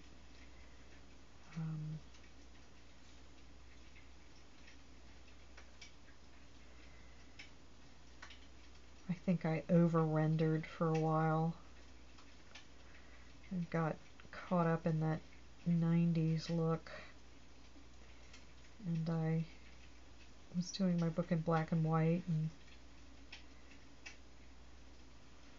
thought, oh, I need to render more, and ugh, yuck.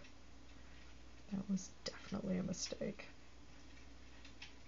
I like the line work in A Distant Soil to be very clean, and like that. Clean. It doesn't need stuff. My book doesn't need stuff. You see that I get a sense of form out of the line and not out of a lot of fiddly bits of rendering. Not that I can't do fiddly bits of rendering. I can do plenty of fiddly bits. I don't have any objection to them as a general rule, but wow, I'm almost finished. As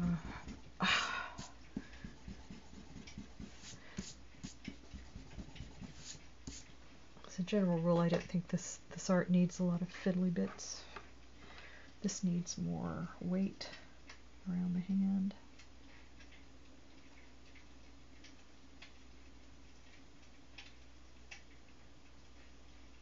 Look how the line weight just makes everything pop.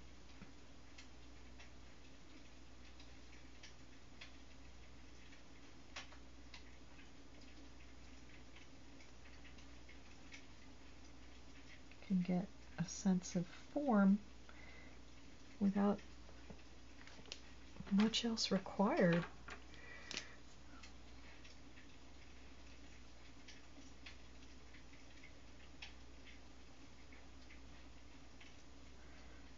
Okay, here we go. Add some more decoration to some of those.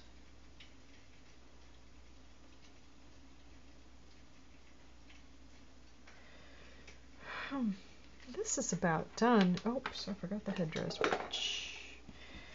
What I might do is call it quits on this evening. Leave this and then come back to it tomorrow morning and have another look at it.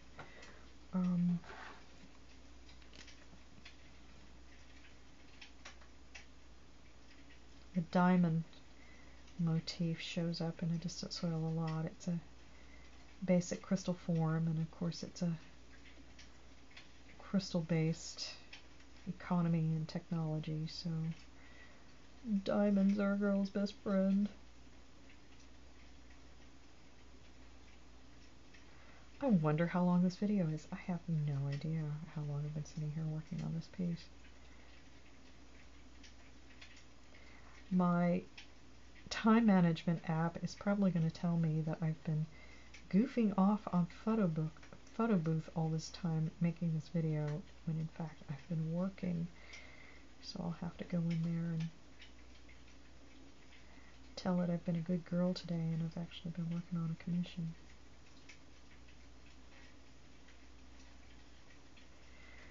I don't know, what do you think? Should I make it a point to do one of these every week and post it, or what do you think?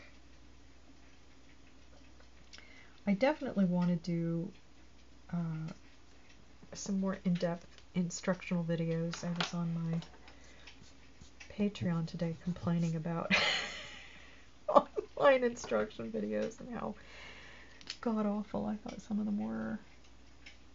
Seems like everybody is doing them, and some of the people doing them clearly don't draw very well.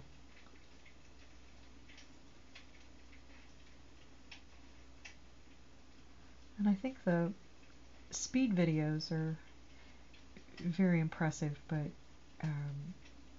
they don't really serve any purpose except to try to dazzle people. Nobody draws that fast, surely, and you can't learn anything from it. It's, you know, that's just a waste of time, I think. I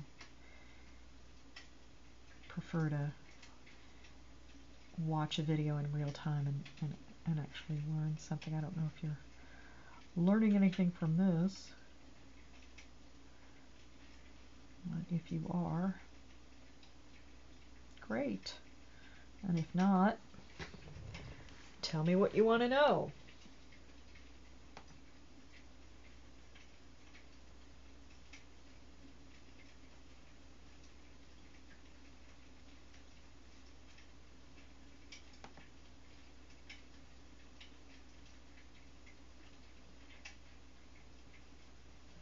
One of the things that I didn't consider when I sat down the other day to work on this was how different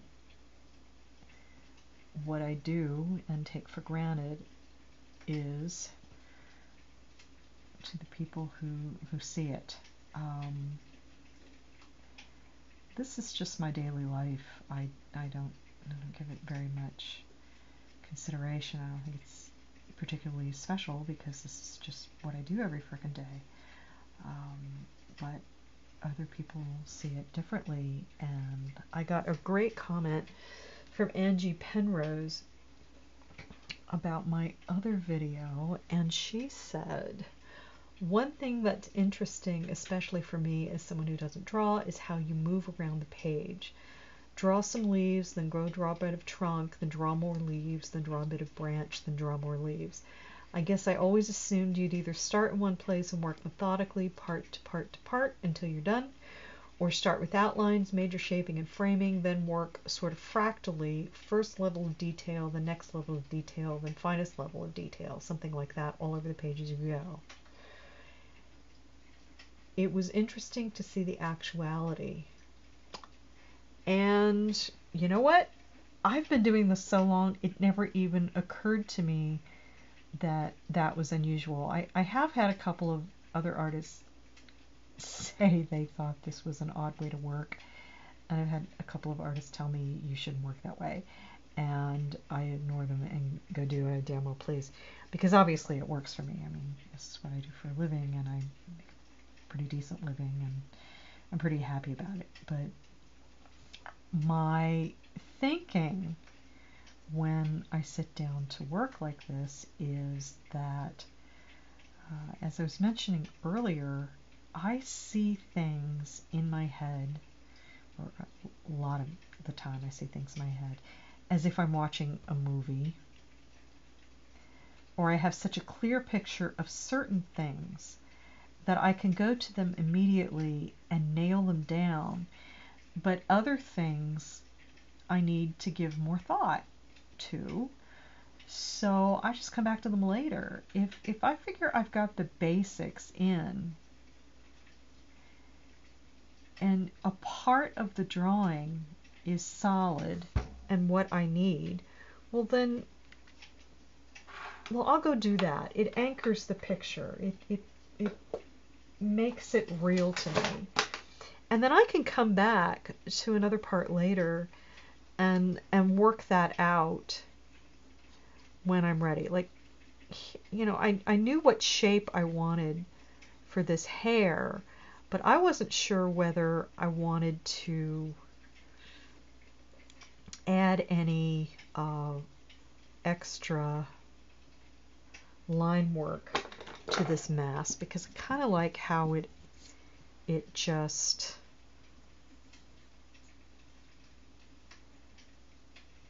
creates a nice bit of negative space here. But in the time I've been working on the rest of the drawing, I've been giving that some thought, and I've been able to step away from that spot for a while and decide whether or not I want to do something with it. And I've decided I'm going to go ahead and keep it really, really simple. So I went in and drew a few lines and tested my theory of what I wanted to do with the space. And now I'm going to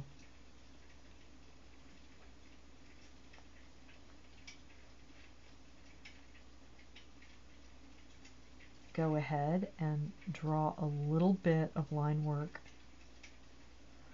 on this hair.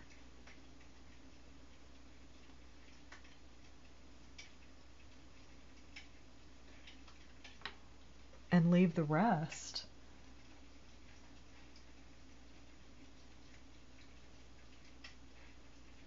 just as negative space. I think that looks better than just the big white area.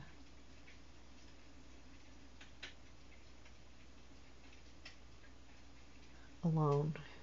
Yeah, I think that works for me. This is about done. I might call it a night at this juncture, and then I think I could add some more detail to this sleeve.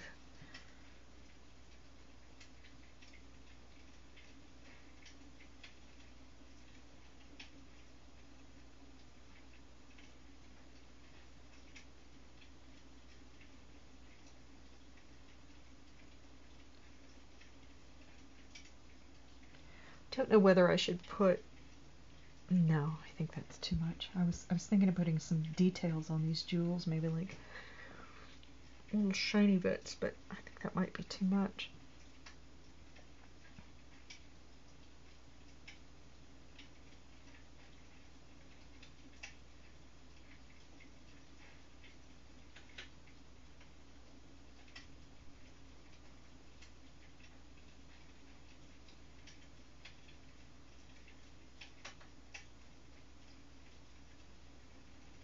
And I am tired and out of gas, and I'm having trouble talking at this juncture. My throat is sore. Boo hoo hoo.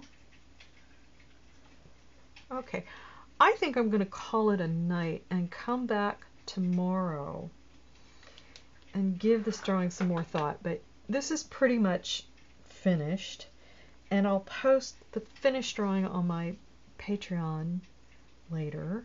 But you've pretty much seen me draw a commission from start to finish by request. And now I'm tired and going to bed. So, thank you for stopping by my little video and spending some time with me this evening, and I look forward to making more videos with you. I think I'll make them shorter, but this was fun, though. This is fun. It's a little weird trying to keep up a conversation and draw like this the whole time, but I hope we've had some fun together, and I hope you like seeing me draw my picture. And I'll pick at it some more a little bit later and post the finished art when I'm done. Okay, talk to you later. Bye-bye.